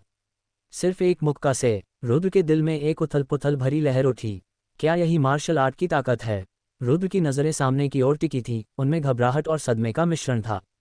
हालांकि उन्होंने जल्दी ही अपनी भावनाओं को शांत कर लिया, क्योंकि इस समय शाह कबीले के राजा वो फिर से चले गए। वह हवा में उड़ गया, मानो कोई विशाल चट्टान अपने पंख फैला रही हो। एक बार आकाश में ऊपर जाते ही जियाओ वंश के राजा वू की आंखें चमक उठीं और उसने अपनी हथेली से नीचे की ओर प्रहार किया। जैसे ही जियाओ वंश के राजा वू ने अपनी हथेली से वार किया, गहन मार्शल आर्ट का सच्चा इरादा इकट्ठा हो गया। यह हथेली का प्रहार साधारण लग रहा था, फिर भी यह मार्शल आर्ट के सच्चे इरादे से ओतप्रोत था, जो एक विशाल हथेली में परिवर्तित हो गया। जैसे ही विशाल ताड़ का पेड़ नीचे उतरा, रुद्र देख सका कि शून्य वास्तव में ढह रहा था। भिन्न भिन्नों। रुद्र ने उस विशाल हथेली के केंद्र से उतार चढ़ाव की एक विशाल लहर फैलती हुई महसूस की। इस उतार चढ़ाव से पूरा आकाश कांप उठा, आसपास के पहाड़ हिलने लगे और धरती फटने लगी। गड़गड़ाहट। नीचे लगातार तेज आवाजें आ रही थीं, पहाड़ और नदियां टूट रही थीं तथा पानी की धाराएं उलट गई थीं। ये सचमुच पहाड़ों के टूटने और धरती के फटने जैसा था। ऐसी गति बहुत आश्चर्यजनक थी। ये कल्पना करना कठिन था कि इस समय जियाओ वंश के राजा वो किस भयानक क्षेत्र में प्रवेश कर चुके थे। धमाका। जैसे ही विशाल ताड़ का पेड़ नीचे उतरा, नीचे के पहाड़ पूरी तरह से ढह गए, धूल उड़ गई और विशाल पहाड़ हर जगह उड़ गए। धरती फट रही थी। ये हथेली का प्रहार सचमुच एक आपदा की तरह था। इस स्थान पर रुद्र को ऐसा महसूस हुआ जैसे उसका शरीर नष्ट होने वाला था। मार्शल आर्ट का सच्चा इरादा उनकी आत्मा में समा गया और सदा के लिए उन पर एक अमिट छाप छोड़ गया। सौभाग्य से इन दृश्यों को शाह कबीले के राजा वू ने स्मृति से पुनः अभिनीत किया था और इससे रुद्र को कोई नुकसान नहीं पहुंचा। अन्यथा ऐसे उतार चढ़ाव के तहत वह 10,000 बार मर चुका होता। एक क्षण बाद अंततः उतार चढ़ाव खत्म हो गया और इन पहाड़ों के बीच में एक विशाल ताड़ का निशान बना हुआ है। आसपास की धरती फटी हुई थी और बंजर भूमि जैसी दिख रही थी। शियाओ वंश के राजा वो हवा में उड़ते हुए कभी हथेली से, कभी मुट्ठी से, तो कभी उंगली से वार करते। प्रत्येक प्रहार अविश्वसनीय रूप से तीव्र था, जो आश्चर्यजनक स्तर तक पहुंच गया। उसके हाथों में पहाड़ और नदियां किसी से मेल नहीं खाती थीं। अंततः जियाओ वंश के राजा वू ने अपना हाथ वापस खींच लिया और हवा में चले गए। इस शून्य में केवल टूटे हुए पहाड़ और नदियां ही बची थीं। वाह! जब तक शाह कबीले के राजा वो चले नहीं गए, तब तक रुद्र की भावनाएं धीरे धीरे शांत नहीं हुईं। वह उस कलात्मक अवधारणा को समझने लगा जो शियाओ वंश के राजा वू ने अभी अभी प्रदर्शित की थी। अभी अभी शाह कबीले के राजा वू ने मार्शल आर्ट की दबंग प्रकृति का प्रदर्शन किया। रुद्र ने उस दृश्य को याद करते हुए धीरे से कहा, शुद्ध मार्शल आर्ट का उपयोग करके सब कुछ कुचलने का सच्चा इरादा। रुद्र ने सोचा, क्या यह मार्शल आर्ट और शक्ति का मिश्रण है? यद्यपि मार्शल आर्ट का वास्तविक उद्देश्य असाधारण था, फिर भी इसके लिए एक निश्चित मात्रा में ताकत की आवश्यकता थी। क्षेत्र इसकी नींव थी और मार्शल आर्ट के साथ जब दोनों का विलय हो जाता था, तो पहाड़ों और नदियों को तोड़ा जा सकता था। अब मुझे पहले अपना रास्ता ढूंढना चाहिए। रुद्र ने काफी देर तक सोचा और उसे कुछ समझ मिल गई। उसने कुछ समझ हासिल कर ली थी, लेकिन वह स्वयं अभी भी अपर्याप्त था। उसे कदम दर कदम आगे बढ़ना था। थोड़ी देर बाद जब रुद्र का मूड पूरी तरह से शांत हो गया तो इस शून्य में फिर से लहरें दिखाई दीं। कुछ हो रहा है। रुद्र ने अपनी आंखें खोलीं और आगे देखा। इस समय शाह कबीले के राजा वो फिर से प्रकट हुए। इस बार वह हवा में खड़ा था और आसपास के पहाड़ों और नदियों का स्वरूप बदल गया था। जाहिर है ये किसी अन्य काल का शियाओ वंश का राजा वू था। वह अधिक शांत हो गया था, लेकिन उसके माथे पर वीरता की भावना और भी प्रबल थी। इस बार शून्य में बिजली चमकी। गड़गड़ाहट। शून्य में एक जबरदस्त गर्जना ने आकाश को हिला दिया। काले बादल घिर आए और आकाश से बिजली गिरने लगी। उनकी गति आश्चर्यजनक थी। शियाओ वंश के राजा वू ने शून्य की ओर देखा और उसके भीतर युद्ध की भावना जागृत हुई। इस समय वह एक पर्वत शिखर पर खड़ा था और उसने पुनः आक्रमण किया। वाह! उसने अपनी आंखें थोड़ी सी सिकोड़ लीं और दुनिया का रंग बदल गया। उसके चारों ओर एक भयावह आभा छा गई। धमाका! एक जोरदार धमाका हुआ और बिजली गिरी। जैसे ही बिजली गिरी, ज़ियाओ वंश के राजा वू ने शून्य की ओर एक मुक्का मारा। मुट्ठी की रोशनी टिमटिमा रही थी और उससे निकलने वाली आभा आकाशगंगा को चकनाचूर करती हुई प्रतीत हो रही थी। धमाका! एक ही झटके से चकाचौंध भरी रोशनी ने पूरे आकाश को ढक लिया। इस प्रथम प्रकाश के नीचे गरज की वर्षा नष्ट हो गई। इस मौके में आकाशगंगा को चकनाचूर करने की शक्ति थी। स्पष्टतः इस समय तक ज़ियाओ वंश के राजा वू को मार्शल आर्ट की नई समझ प्राप्त हो चुकी थी। इस प्रहार के बाद शाह कबीले के राजा वू चुपचाप विचार करते हुए जमीन पर पालथी मारकर बैठ गए। वह मार्शल आर्ट पर भी विचार कर रहे थे और उसे समझ भी रहे थे। मौन। ये शून्य अविश्वसनीय रूप से शांत था। रुद्र अभी भी शून्य को देख रहा था। उसका दिल भारी सदमे से भर गया। इससे पहले शून्य काले बादलों से ढका हुआ था तथा गरज और बारिश हो रही थी। लेकिन जब ज़ियाओ वंश के राजा वू ने अपना कदम उठाया तो आकाश में गड़गड़ाहट और बारिश बंद हो गई और नीला आसमान और सफ़ेद बादल दिखाई देने लगे। ये कैसी अपार शक्ति थी! मार्शल आर्ट विशाल और प्रेरणादायक है। रुद्र को गहरा सदमा लगा। ये कल्पना करना कठिन था कि यह शक्ति किस स्तर तक पहुंच गई थी। रुद्र ने इस दृश्य को अपने मन में गहराई से अंकित करते हुए विचार किया। इस अनुभव से उसे इतना गहरा सदमा पहुंचा कि वह शांत नहीं हो सका। कुछ ही देर बाद उसके सामने का दृश्य फिर बदल गया और ज़ियाओ वंश का राजा वो प्रकट हुआ। इस समय वह पूरी तरह से ऊर्जावान था और लगभग 30 वर्ष का लग रहा था। अब उसकी आंखें तेज हो गई थीं और जब उसकी निगाहें झपकती थीं तो वह अविश्वसनीय रूप से भेदने वाली होती थी। चमकती हुई रोशनी आकाश को चीरती हुई प्रतीत होती थी। वह बस वहीं खड़े रहे। उनके लंबे बाल लहरा रहे थे, फिर भी उनकी उपस्थिति अविचलित थी। वह एक राजा की तरह था जो दुनिया को देख रहा था। दरअसल उनकी तेज आंखें आसमान को रोशन कर देती थीं, जिससे दूसरों के लिए उन्हें सीधे देखना असंभव हो जाता था। क्या ये ज़ियाओ वंश का राजा वो अपने चरम पर है? रुद्र को लगा कि इस समय ज़ियाओ वंश के राजा वो को वास्तव में राजा कहा जा सकता है। वाह! अचानक इस दुनिया में एक आकृति प्रकट हुई। वह व्यक्ति अविश्वसनीय रूप से तेज था। इस आकाश में एक भूत की तरह दिखाई दे रहा था। रुद्र को यह भी नहीं पता था कि यह व्यक्ति कैसे प्रकट हुआ। जैसे ही वह व्यक्ति प्रकट हुआ, उन्होंने तुरंत एक विशाल मुहर बनाई और उसे शियाओ वंश के राजा वू की ओर दबा दिया। भिन-भिनाओ। उस विशाल सील के दबाव से पूरा शून्य कांप उठा और आसपास के पहाड़ और नदियां टूटने लगीं। ये निश्चित रूप से एक शक्तिशाली विशेषज्ञ था। उनसे निकलने वाली आभा ने रुद्र की आत्मा को ऐसा महसूस कराया जैसे कि वह टूटने वाली थी। कोई ज़ियाओ वंश के राजा वो पर घात लगा रहा है। रुद्र की आंखें चमक उठीं। वह ध्यान से सामने देख रहा था। ये दृश्य पिछले फुटेज में नहीं दिखा, संभवतः इसलिए क्योंकि शियाओ वंश के राजा वू ने जानबूझकर इसे छोड़ दिया था। शून्य में कई आकृतियां प्रकट हुईं जिन्होंने संयुक्त रूप से गुप्त हमला किया तथा शाह कबीले के राजा वू को दबाने का प्रयास किया। इन व्यक्तियों से निकलने वाली आभा को देखते हुए उनमें से कुछ में युद्ध मार्शल आत्मा की आभा थी। क्या यहाँ शाह कबीले के लोग हैं? रुद्र की आंखें सिकुड़ गईं। एक पल के विचार से ही उसे समझ आ गया कि क्या हो रहा है। और कुछ लोगों की आंखें चमक उठीं और ऐसा प्रतीत हुआ जैसे उनकी भौहों से दिव्य आकृतियां उभर रही हों। उनकी भौहों पर बने दिव्य पैटर्न से एक प्राचीन आभा निकल रही थी जो रुद्र को कुछ हद तक परिचित सी लगी। लगता है ये युवेन कबीले की दिव्य आंख है।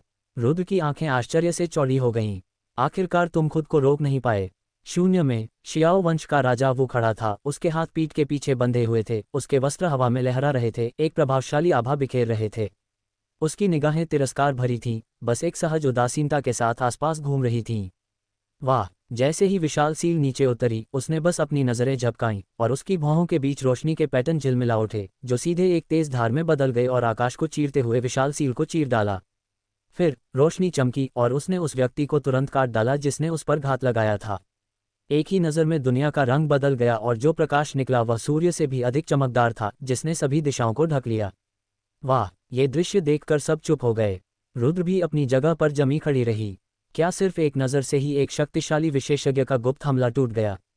ये तो स्वर्ग विरोधी बात थी, है न? यही मार्शल आर्ट का असली उद्देश्य है, दुश्मन को तोड़ने के इरादे का इस्तेमाल करना। किंवदंती है कि प्राचीन काल में जियाओ वंश के प्राचीन पूर्वज एक ही विचार से आकाश को चकनाचूर कर सकते थे। क्या ये जियो चांगफेंग सचमुच इस क्षेत्र में पहुंचने वाला है? आसपास के साधक जिन्होंने चुपके से हमला किया था वे भी दंग रह गए। स्विश! जियो चांगफेंग की निगाहें सभी दिशाओं में घूम गईं और युद्ध की मंशा उसकी भौहों के बीच घनीभूत हो गई, जिससे एक तेज ब्लेड बन गया जिसने शून्य को चीर दिया। एक ही क्षण में वे सभी शक्तिशाली विशेषज्ञ मारे गए। शुरू से अंत तक उसने कभी कोई कदम भी नहीं उठाया। मजबूत, अधिक मजबूत। रुद्र का दिल हिल गया, मानो कोई अशांत लहर उठ खड़ी हुई हो, और इस समय उसकी भावनाएं अवर्णनीय थीं। जियाओ वंश के राजा वू का वीर और जोरदार रूप उसके दिमाग में पूरी तरह से अंकित हो गया था। उस आभा, उस कलात्मक अवधारणा ने उन पर अविस्मरणीय छाप छोड़ी। वाह! एक लहर फैल गई, सामने की आकृति गायब हो गई और दृश्य पूरी तरह से गायब हो गया। विशाल शून्य में केवल रुद्र ही गतिहीन खड़ा था, इरादे से दुश्मनों को हराना। रुद्र ने अपनी आंखें सिकोड़ते हुए बुदबुदाया, क्या यह मार्शल आर्ट का सर्वोच्च क्षेत्र है? इरादे से दुश्मनों को परास्त करना, यह महज एक विचार था, फिर भी यह अदृश्य रूप से लोगों को मार सकता था। संभवतः कई शक्तिशाली विशेषज्ञ अपनी आभा और इरादे से लोगों पर अत्याचार कर सकते हैं, लेकिन बहुत कम लोग वह कर सकते थे जो जियाओ वंश के राजा वू ने किया। उन्होंने शांतिपूर्वक एक नज़र से ही कई शक्तिशाली विशेषज्ञों को मार डाला। क्योंकि जियाओ वंश के राजा वू ने मार्शल आर्ट का वास्तविक सार समझ लिया था, इसलिए ये केवल बल द्वारा दमन मात्र नहीं था, ये भी मार्शल आर्ट का एक प्रकटीकरण था। इसके बाद शून्यता और नहीं बढ़ी। रुद्र भी गहरी सोच में डूबने लगा। वह शून्य में पालथी मारकर बैठ गया और जियाओ वंश के राजा वू द्वारा लाई गई मार्शल आर्ट के वास्तविक उद्देश्य को समझने लगा। उन्होंने त्वरित परिणाम पाने की जल्दबाजी न करते हुए थोड़ा थोड़ा करके इसका विश्लेषण किया। सबसे पहले, जब शाह कबीले के राजा वू का शरीर मार्शल आर्ट की तरह था और मार्शल आर्ट उसकी तरह थी, तो यह मार्शल आर्ट के असली सार की उसकी प्रारंभिक झलक होनी चाहिए थी। फिर दूसरे उदाहरण में शाह कबीले के राजा वू ने अपनी आभा से आकाश को चकनाचूर कर दिया और मार्शल आर्ट स्वर्ग को नष्ट कर सकता था, जिससे हवाओं और बादलों का रंग बदल गया। स्पष्टतः इस बार मार्शल आर्ट में उनकी निपुणता का असली उद्देश्य और भी गहरा था, जो उस स्तर तक पहुंच गया था जहां वह स्वर्गीय शक्तियों से मुकाबला कर सकते थे। अंततः एक ही विचार से जियाओ वंश के राजा वू शक्तिशाली शत्रुओं का विनाश कर सकते थे। ऐसी आभा सचमुच शून्य को चकनाचूर करने और सभी चीज़ों को मिटाने के इरादे से पहुंच गई।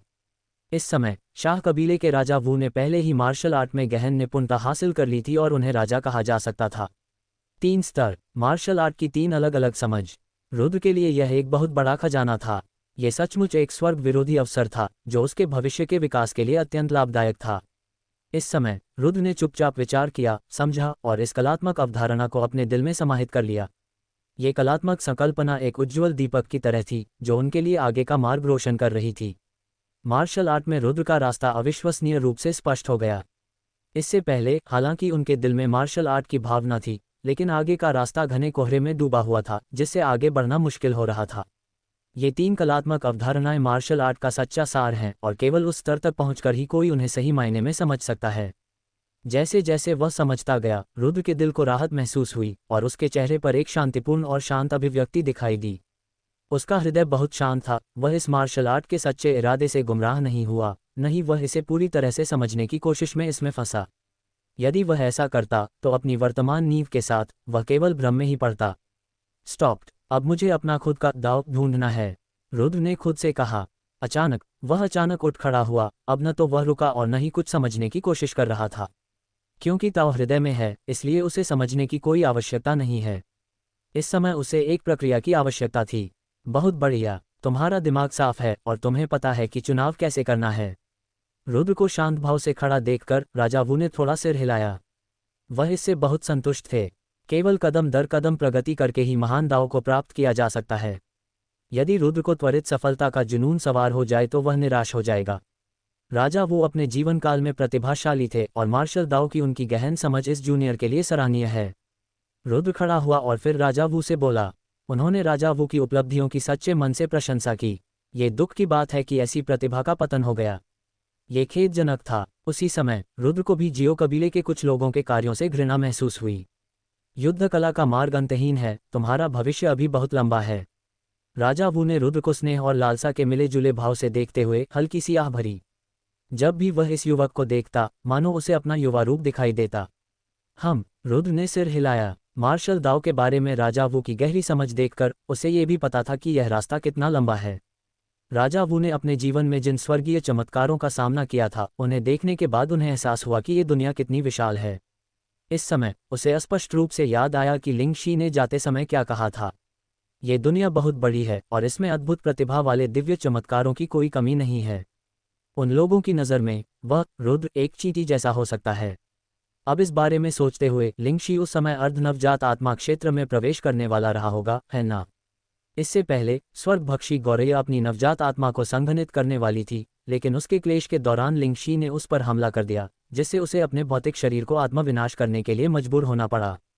इससे ये पता चलता है कि उस समय लिंग शी कितनी आश्चर्यजनक रूप से प्रतिभाशाली थी। ये जानना जरूरी है कि स्वर्गभक्षी गौरैया कोई साधारण प्राणी नहीं थी। वह प्राचीन पवित्र पशु स्वर्गभक्षी गौरैया का वंशज थी और स्वर्गीय राजधानी क्षेत्र के दिव्य चमत्कारों के साथ कंधे से कंधा मिलाकर खड़ी हो सकती थी। फिर भी ऐसे अस्तित्व को लिंग शी ने अपने भौतिक शरीर को आत्मविनाश के लिए मजबूर कर दिया जब वह नवजात आत्मा क्षेत्र में प्रवेश करने ही वाला था। इससे कोई भी कल्पना कर सकता है कि लिंग शी की नींव कितनी मजबूत रही होगी। लिंग शी, जैसे ही उसने इस अलौकिक परी जैसी महिला के बारे में सोचा, रुद्र की मुट्ठियां अनायास ही कस गईं। अब तक उन्हें उनके बीच का अंतर भी पता चल गया था। हालांकि मैं हार नहीं मानूंगा। रुद्र ने अपनी मुट्ठियां भींच लीं, लेकिन उसकी निगाहें और भी दृढ़ हो गईं। मैं तुम्हें जरूर साबित कर दूंगा कि मैं, रुद्र, स्वर्गीय राजधानी क्षेत्र के उन दिव्य प्रतिभावान लोगों से कम नहीं हूं। चाहे कितनी भी बड़ी कीमत क्यों न चुकानी पड़े, मैं शिखर तक पहुंचूंगा और स्वर्गीय राजधानी में अपना नाम बनाऊंगा। रुद्र ने मन ही मन एक एक शब्द कहा। उसका मजबूत दिल और भी दृढ़ हो गया। इस समय राजा वू की आंखें चमक उठीं। जैसे ही उसने आसपास के वातावरण को देखा, उसकी अभिव्यक्ति थोड़ी उदास थी। राजा वू, क्या तुम्हारे मन में कुछ है? राजा वू के उदास चेहरे और आंखों में उदासी देखकर रुद्र खुद को पूछने से रोक नहीं सका। मेरी जीवन भर की अंतर्दृष्टि अब तुम्हें मिल गई है, जिसे मेरी एक इच्छा की पूर्ति माना जा सकता है। राजा वू ने आह भरी। अब मुझे शांति से आराम करना चाहिए। शांति से विश्राम करो। ये सुनकर रुद्र की भौहें तन गईं।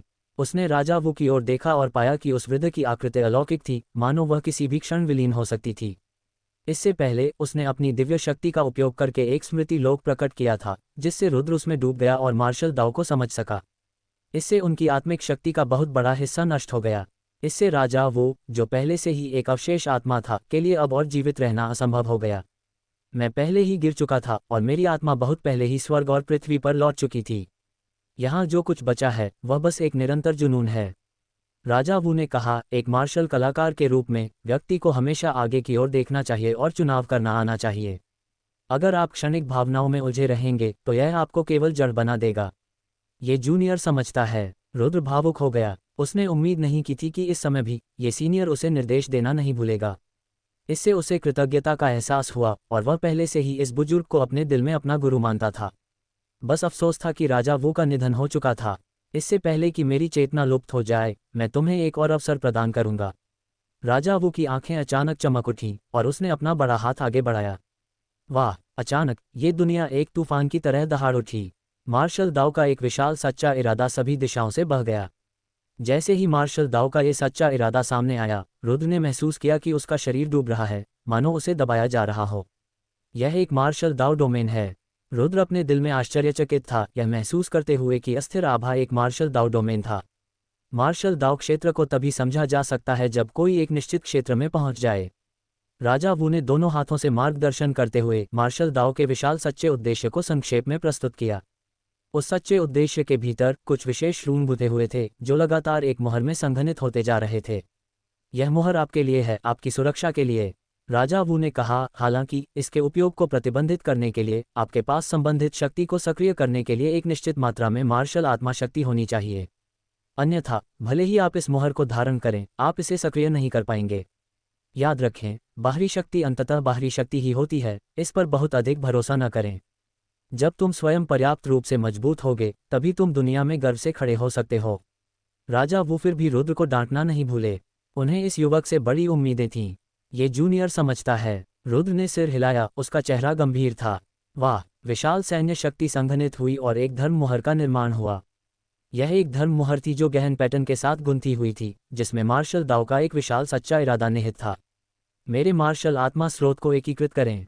अचानक राजा वू की आंखें सिकुड़ गईं। उनका इरादा अपनी शेष आत्मा में निहित मार्शल दाओ के स्रोत को भी इस धर्म मोहर में एकीकृत करना था। यद्यपि यह एक अवशेष आत्मा का एक छोटा सा अंश था, लेकिन इसमें एक युद्ध मार्शल आत्मा की आभा थी। युद्ध मार्शल आत्मा वाले साधकों के लिए यह आभा उनकी मार्शल आत्मा के सहज स्रोत को उत्तेजित कर सकती है, जिससे उन्हें अत्यधिक लाभ प्राप्त हो सकता है। रुको, ये देखकर रुद्र को थोड़ा दुख हुआ और वह जल्दी से बोला। राजा वू की आंखें रुक गईं और उसने रुद्र की ओर देखा। वरिष्ठ, क्या आपको कोई पछतावा है? रुद्र ने गंभीरता से पूछा। यदि हाँ, तो ये जूनियर आपके लिए उसे पूरा कर सकता है।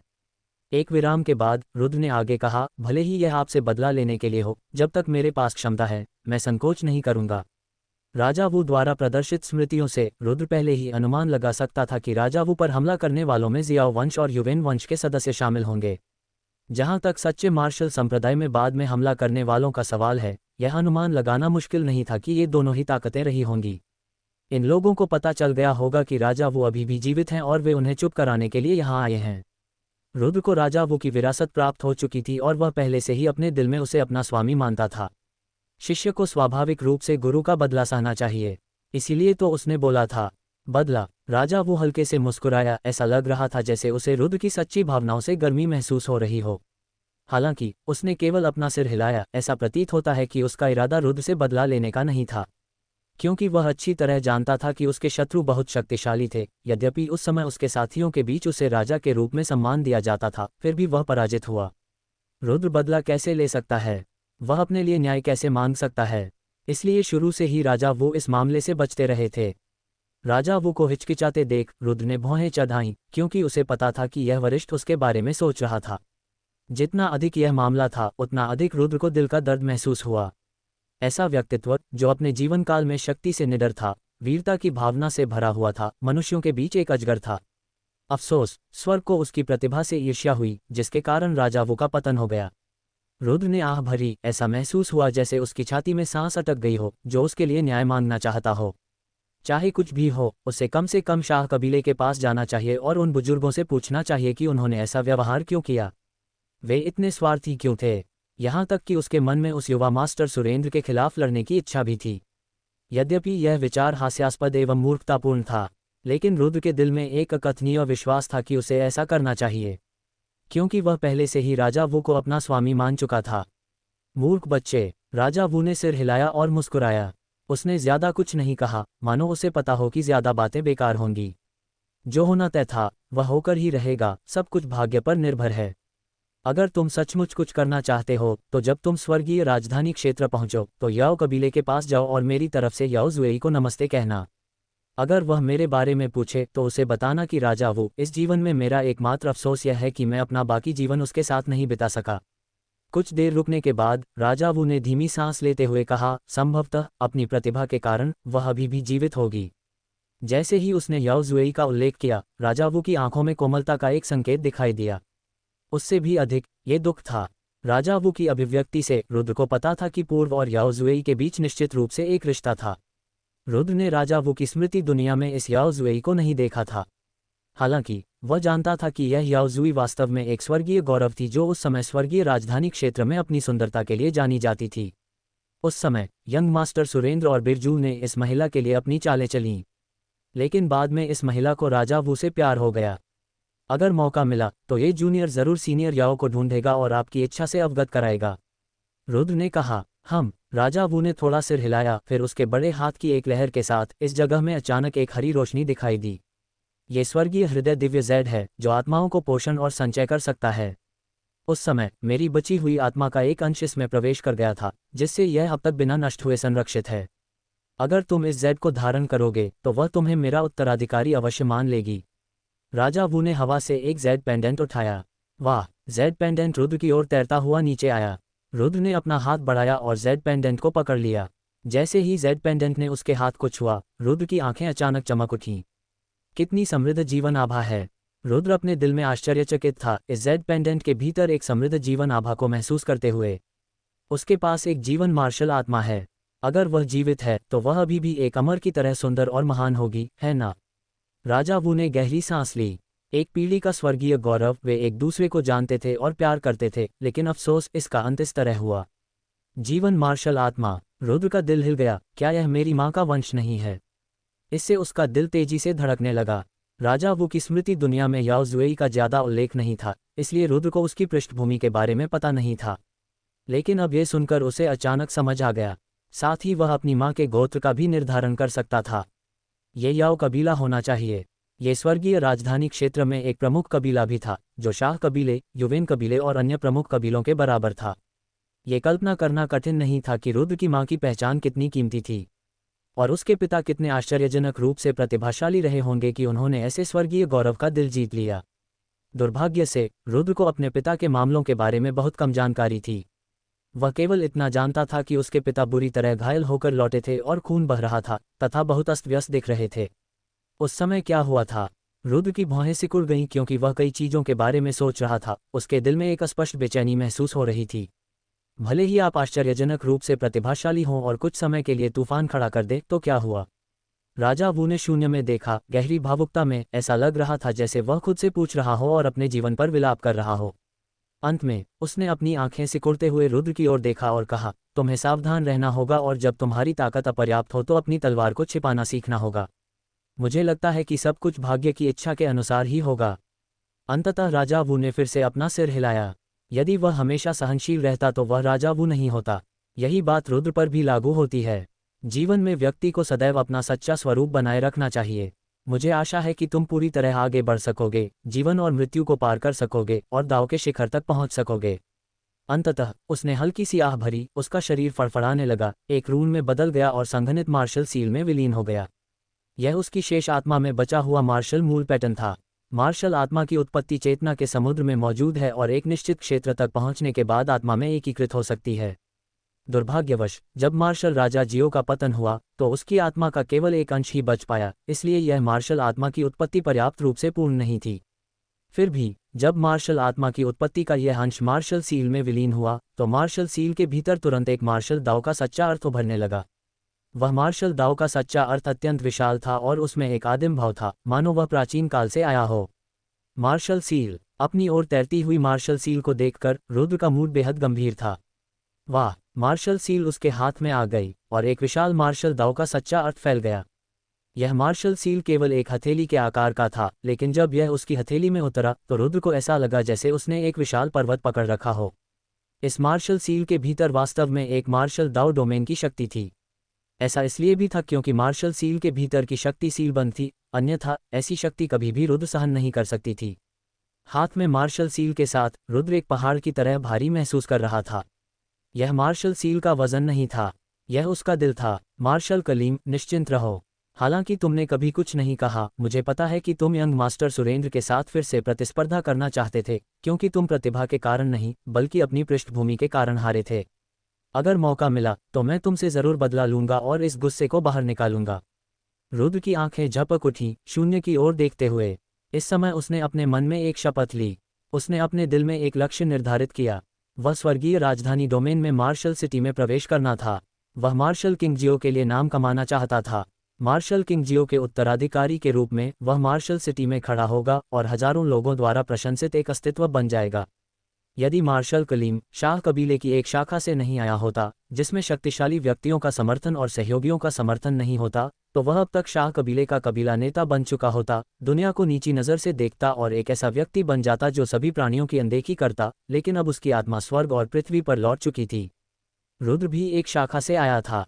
मार्शल कलीम के साथ उनके मन में एक अजीब सा रिश्ता था। ऐसे नायक को देखकर उसके हृदय में हानि और अनिच्छा का अनुभव होना अवश्यंभावी था। वाह! अपने लक्ष्य को अपने हृदय में स्थापित करने के बाद रुद्र ने एक गहरी सांस ली और अस्थायी रूप से उन विचारों को एक ओर रख दिया, क्योंकि वह जानता था कि स्वर्गीय राजधानी क्षेत्र में मार्शल सिटी में प्रवेश करना कितना कठिन होगा। उस संसार में स्वर्ग की उन प्रिय संतानों से मुकाबला करने के लिए उसे कितनी ताकत की आवश्यकता होगी। तो अब उसे अपनी ताकत बढ़ाने की जरूरत थी। केवल पर्याप्त शक्ति के साथ ही वह शिखर पर खड़ा होकर दुनिया को देख सकता था। Martial seal. रुद्र की आंखें हिल गईं और उसकी नज़र मार्शल सील पर पड़ी। हाथ में इस मार्शल सील के साथ रुद्र ने अपने शरीर में खून को उबलते हुए महसूस किया, क्योंकि इस मार्शल सील के भीतर मार्शल किंग जियो की मार्शल आत्मा मूल पैटर्न का एक अंश था। यद्यपि यह बहुत छोटा था, लेकिन इसमें युद्ध मार्शल आत्मा की शुद्धतम दावलय समाहित थी। रुद्र जैसे जूनियर के लिए, जिसकी मार्शल आत्मा अभी तक पूरी तरह से जागृत नहीं हुई थी, ये दाव बहुत कीमती थी। यह मार्शल आत्मा की उत्पत्ति उसके रक्त में मार्शल आत्मा की उत्पत्ति के साथ प्रतिध्वनित होने के लिए पर्याप्त थी और अंततः उसे पूरी तरह से जागृत कर दिया। रुद्र ने मार्शल सील को समझने और सक्रिय करने की कोशिश की। हालांकि जब उसके मन और मार्शल आत्मा शक्ति ने इसे महसूस किया तो वह मार्शल सील को बिल्कुल भी सक्रिय नहीं कर सका। मार्शल कलीम ने एक बार कहा था कि इस मोहर को सक्रिय करने के लिए मुझे पर्याप्त शक्ति और मार्शल दाव की एक निश्चित समझ की आवश्यकता है। रुद्र बड़बड़ाया, अभी मेरा मार्शल दाव पूरी तरह से समझा नहीं गया है, अभी भी अस्पष्ट है। मुझे अब इसे समझने, इसे पूरी तरह से आत्मसात करने, उस मार्ग को खोजने पर ध्यान केंद्रित करना चाहिए जिस पर मैं चलना चाहता हूं, और इसे अपने मन में पूरी तरह से समाहित करना चाहिए। इस तरह मैं इस मार्शल सील को मुश्किल से ही सक्रिय कर पाऊंगा। यदि वह इस मार्शल सील को सक्रिय कर सके तो निस्संदेह ये रुद्र के लिए बहुत बड़ी मदद होगी।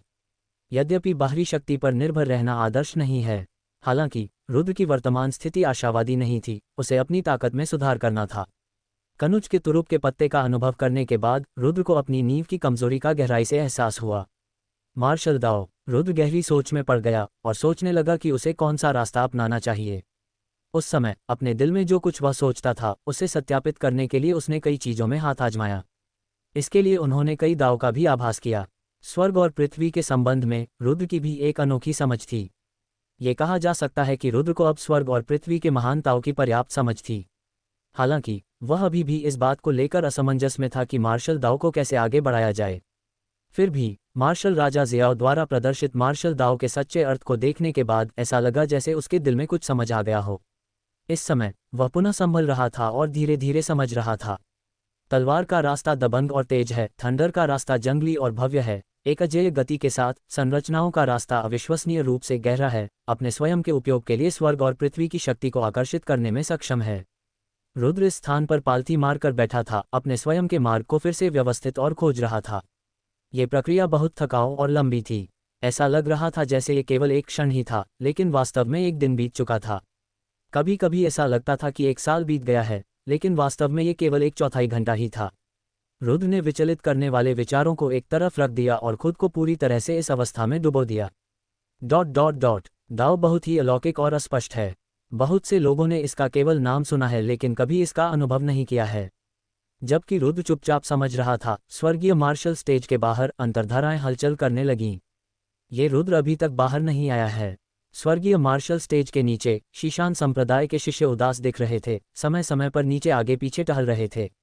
10 दिन तो बीत ही गए। एक युवक ने विशाल स्वर्गीय मार्शल स्टेज की ओर देखते हुए भौहें चढ़ाईं। क्या आपको लगता है कि यह रुद्र अंदर ही मर गया होगा? ज़िशान संप्रदाय के एक लंबे युवक ने कहा। नहीं, एक और व्यक्ति ने कहा। मैंने जांच की है और उसका नाम अभी भी सूची में है। इस स्वर्गीय मार्शल स्टेज के नीचे शीशान संप्रदाय के 1 दर्जन से अधिक शिष्य इस समय एकत्र हुए थे। ये लोग बहुत दिनों से समझ रहे थे और उन्हें कोई विरासत नहीं मिली थी, इसलिए वे यहाँ प्रतीक्षा कर रहे थे। हालांकि विपिन और अन्य लोग उपस्थित नहीं हुए। पास ही उजाड़ गठबंधन के लोग भी दूर से देख रहे थे। मैंने सुना है कि वरिष्ठ भाई जियाओ को विपिन और उनके साथ काम करने वाले अन्य लोगों ने एक निराशाजनक स्थिति में धकेल दिया था और अंततः मार्शल स्टेल द्वारा मान्यता प्राप्त हुई। मुझे आश्चर्य है कि क्या वह विरासत प्राप्त कर पाएगा। वीरान गठबंधन के एक सदस्य की आंखें चमक उठीं, दूर से उस क्षेत्र को देखते हुए जहां स्वर्गीय मार्शल स्टेज स्थित था। उन्होंने शीशान संप्रदाय के सदस्यों की बातचीत सुनी थी और इस प्रकार वे उस युद्ध के बारे में जानते थे।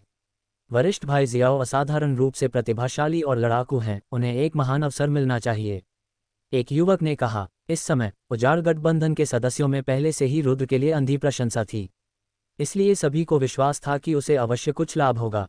लेकिन शीशान संप्रदाय के इन लोगों के व्यवहार को देखते हुए तब तो युद्ध अवश्यंभावी हो जाएगा। किसी ने चिंता व्यक्त की। डरने की क्या बात है? एक युवक ने भौहें चढ़ाकर कहा। मेरा वीरान गठबंधन अंत तक उनका साथ देगा। ... पलक झपकते ही 5 दिन और बीत गए। इस समय कई प्रतिभाशाली लोग भी अपनी समझ से पीछे हट गए। बहुत से लोगों को कुछ न कुछ लाभ हुआ। उदाहरण के लिए धीर, जिसकी भौहें वीरता की भावना से भरी थीं और उसका पूरा व्यक्तित्व आत्मविश्वास से भरा था।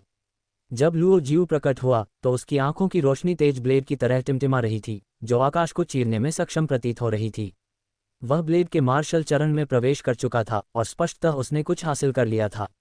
हालांकि जब उन्होंने रुद्र और शीशान संप्रदाय के बारे में सुना तो वे चिंता व्यक्त करने से खुद को रोक नहीं सके। मुझे उम्मीद है कि जूनियर भाई जियो कुछ हासिल कर सकेंगे।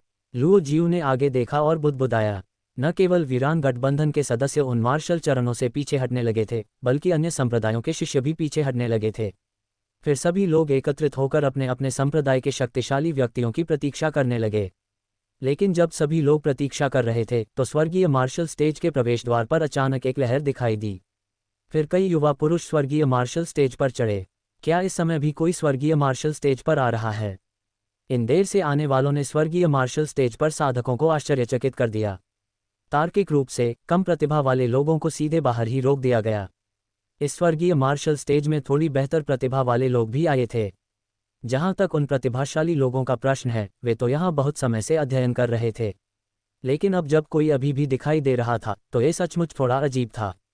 अचानक सभी की निगाहें मार्शल स्टेज के किनारे की ओर मुड़ गईं। वहां गहरे रंग का वस्त्र पहने एक आदमी खड़ा होकर आसपास के वातावरण का जायजा ले रहा था। उसकी आंखों में एक अंधेरी रोशनी टिमटिमा रही थी, अविश्वसनीय रूप से गहरी, दोखायों की तरह, जो आत्माओं को मोहित करने में सक्षम प्रतीत होती थी। जैसे ही उसकी नज़र उधर गई, खेत से चीख की आवाज़ आए। आह! किसी ने चिल्लाकर कहा। उनकी आंखें भय से भरी हुई थीं, उनका शरीर बार बार पीछे हट रहा था। यह मोहित है। इस समय किसी ने नवागंतुक को पहचान लिया, क्योंकि अभी अभी मोहित की नज़र से मिलते ही उसकी आत्मा लगभग बाहर खींच ली गई थी। भयभीत होकर हर किसी की अब मोहित की ओर देखने की हिम्मत नहीं थी। डुआन जियो, ये सुनकर वीरान गठबंधन के सदस्यों ने गंभीर भाव प्रकट किए। इस व्यक्ति ने एक बार रुद्र के साथ लड़ाई की थी और माना जा सकता है कि उनमें द्वेष था। वह यहाँ क्या कर रहा है? लुओ जियू ने अपनी भौहें सिकोड़ लीं, उसके दिल में बेचैनी का एहसास हुआ। डुआन जियो की आभा और भी मजबूत हो गई है। ली जून ने कड़ी भौहें सिकोड़ते हुए कहा। इस समय मोहित की आंखें चमक उठीं और उनके भीतर एक गहरा प्रकाश झिलमिला उठा। ये चकाचौंध भरी रोशनी इतनी तेज थी कि लोग सीधे उसकी ओर देखने की हिम्मत नहीं कर पा रहे थे। ध्यान से देखने पर यह स्पष्ट था कि उसका आभामंडल पहले से कहीं ज्यादा तेज था और उसके शरीर से एक अभेद्य आभा फैल रही थी। डुआन जियो स्पष्ट रूप से मूल संरचना क्षेत्र के 9वें चरण में प्रवेश कर चुका था। मूल संरचना का 9वां चरण। इस आभा में उतार चढ़ाव को महसूस करते ही लुओ जियो और अन्य लोग गहरी सांस लेने से खुद को रोक नहीं पाए। मूल संरचना का 8वां चरण पहले से ही बेहद मजबूत था। मूल संरचना के 9वें चरण में एक साधक स्पष्ट रूप से गहन युवान युद्ध क्षेत्र में हावी हो सकता है। डुआन जियो के पीछे कई युवक चल रहे थे। उनमें 3 वरिष्ठ शिष्य थे, जिनमें से एक मूल संरचना के 8वें चरण में प्रवेश कर चुका था। अन्य 2 अभी भी मूल संरचना के 7वें चरण के शिखर पर थे। इसके अलावा वहां कई युवा शिष्य भी थे जो सभी प्रतिभाशाली थे। उदाहरण के लिए जियांग हेंग, जो पहले ही मूल संरचना के 6ठे चरण के शिखर पर पहुंच चुके थे। मोहित की नज़र बदल गई और जल्द ही उसकी नज़र उस क्षेत्र पर पड़ी जहां वीरान गठबंधन के शिष्य स्थित थे। रुद्र कहाँ है? मोहित आगे बढ़ा और गहरी आवाज में बोला। उसकी आवाज गड़गड़ाहट जैसी थी जो आत्मा को हिला देती थी। इस समय उसकी आंखें फड़क उठीं और एक भयानक उथल पुथल फैल गई। भिन्न भिन्नों वीरान गठबंधन के कई शिष्यों के मन में कंपन महसूस हुआ और उनकी आत्माएं मानो भटक गई थीं। उसकी आंखों में मत देखो। लुओ जियू की आंखें सिकुड़ गईं और उसने जल्दी से कहा, कितनी डरावनी आंखें हैं। धीर और अन्य लोगों ने अपने दान युआन को प्रसारित करना शुरू कर दिया, जिससे मोहित की आत्मा के उतार चढ़ाव का विरोध करने के लिए एक सुरक्षा कवच बन गया। इससे भी अधिक उन्होंने आध्यात्मिक कलाकृतियां भी निकाली, उन्हें अपने सिर के ऊपर लटकाया, जिससे सभी की रक्षा के लिए चकाचौंध करने वाली रोशनी फैल रही थी। क्या ये डुआन जियो रुद्र को खोजने के लिए यहाँ है? लगता है देखने के लिए एक और अच्छा शो है। जैसे ही मोहित बोला, स्वर्गीय मार्शल स्टेज पर तुरंत हंगामा मच गया। रुद्र के पास बहुत बड़ा खजाना है। हो सकता है कि मोहित उसके खजाने के पीछे पड़ा हो, किसी ने कहा। जब रुद्र ने स्वर्गीय तारा संप्रदाय के सदस्यों के विरुद्ध युद्ध किया तो उसने अनेक सर्वोच्च खजाने प्रदर्शित किए, जिन्हें देखकर मोहित उन पर मोहित हो गया। उसने एक बार रुद्र के विरुद्ध युद्ध भी किया था। हालांकि डुआन जियो को उस समय सफलता नहीं मिली। अब मूल संरचना क्षेत्र के 9वें स्तर पर पहुंचने के बाद वह फिर से दस्तक देने आया है। डुआन जियो के इरादे इससे अधिक स्पष्ट नहीं हो सकते थे। मोहित के प्रश्न को देखकर वीरान गठबंधन के सदस्यों के चेहरे पर गंभीर भाव आ गए। इस समय आध्यात्मिक कलाकृतियां उनके सिर के ऊपर लटकी हुई थीं, लेकिन डुआन जियो द्वारा लाया गया दबाव अभी भी उनके दिलों को हिला रहा था। लुओ जियो ने भी अपने होंठ भींच लिए, उसकी अभिव्यक्ति थोड़ी तनावपूर्ण थी। भले ही उसने खुद को शांत रहने के लिए मजबूर किया, लेकिन मोहित की आभा बहुत मजबूत थी। मूल संरचना क्षेत्र का 9वां स्तर उस बिंदु पर पहुंच गया था जिसे आम लोग पार नहीं कर सकते थे। क्या कोई बोल नहीं रहा? वीरान गठबंधन के सदस्यों को चुप देखकर मोहित की आंखों में ठंडक आ गई। डुआन जियो के बगल में मौलिक ऊर्जा प्रवाहित हुई और एक वर्णक्रमीय प्रकाश टिमटिमाया, जिससे एक भंवर बन गया, जैसे कि 9 पाताल की खाई लोगों की आत्माओं को जकड़ने वाली हो। वह एक कदम आगे बढ़ रहा था, लेकिन उसकी गतिविधियों के साथ पूरा शून्य ठोस होता जा रहा था। डुआन जियो के पीछे केवल 7 युवा लोग थे, लेकिन उनके कदमों ने वहां मौजूद सभी लोगों पर भारी दबाव डाला। मूल संरचना क्षेत्र के 9वें स्तर का एक मजबूत अभ्यासी ही चारों दिशाओं में छा जाने के लिए पर्याप्त था, ज्यादा लोगों की जरूरत नहीं थी। जैसे ही डुआन जियो निकट आया, अन्य संप्रदायों के अनुयायी एक और हट गए। किसी की भी हिम्मत नहीं हुई कि इस दुर्जय विशेषज्ञ को उकसाए। गल्प। उजाड़ गठबंधन के सदस्य भी लगातार पीछे हट रहे थे।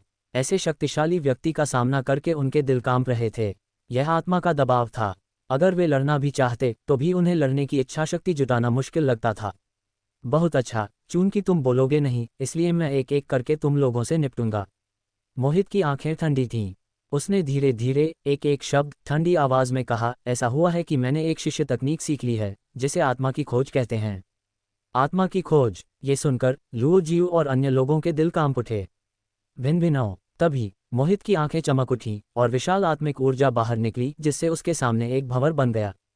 वह भंवर पूरी तरह से भयानक रूनों से बना था, जैसे कि एक विशाल आंख। लेकिन करीब से देखने पर यह एक खाई जैसा लग रहा था, मानो ये लोगों की आत्माओं को जकड़ लेना चाहता हो। जब भंवर बना तो एक भयानक आत्मा का उतार चढ़ाव भी सामने आया।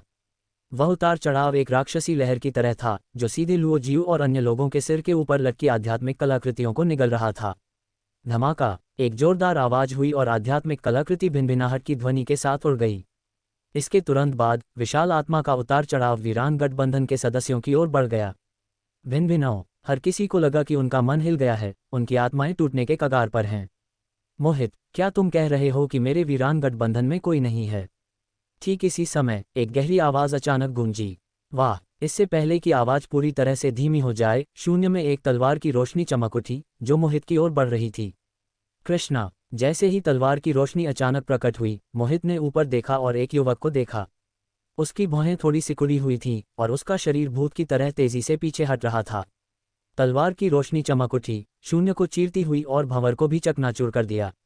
विशाल आत्मा का उतार चढ़ाव अंततः समाप्त हो गया। वीरान गठबंधन के सदस्यों ने भी राहत की सांस ली, उन्हें लगा कि उनकी आत्मा पर से दबाव खत्म हो गया है। तलवार की रोशनी क्षणभंगुर थी, उसमें विशाल तलवार ऊर्जा नहीं थी, लेकिन उसके भीतर की घनी तलवार की मंशा ने सारी आत्मिक ऊर्जा को नष्ट कर दिया। कृष्णा के कपड़े फड़फड़ा रहे थे जब वह दूर स्थित तलवार मार्शल स्टेज से धीरे धीरे इस स्थान की ओर चल रहा था। उनकी गति धीमी थी, लेकिन पलक झपकते ही उनका शरीर उजाड़ गठबंधन के शिष्यों के समूह के पास तैरता हुआ नीचे आ गया। झनकार। कृष्णा उतरा और एक जंग लगी लोहे की तलवार उसके द्वारा जमीन में गिरा दी गई, जिससे एक धातु की ध्वनि हुई जिसने लोगों के दिलों को हिला दिया। इस क्षण मोहित के आभामंडल से भयभीत सभी लोग मानो अपने संयम पर आ गए थे।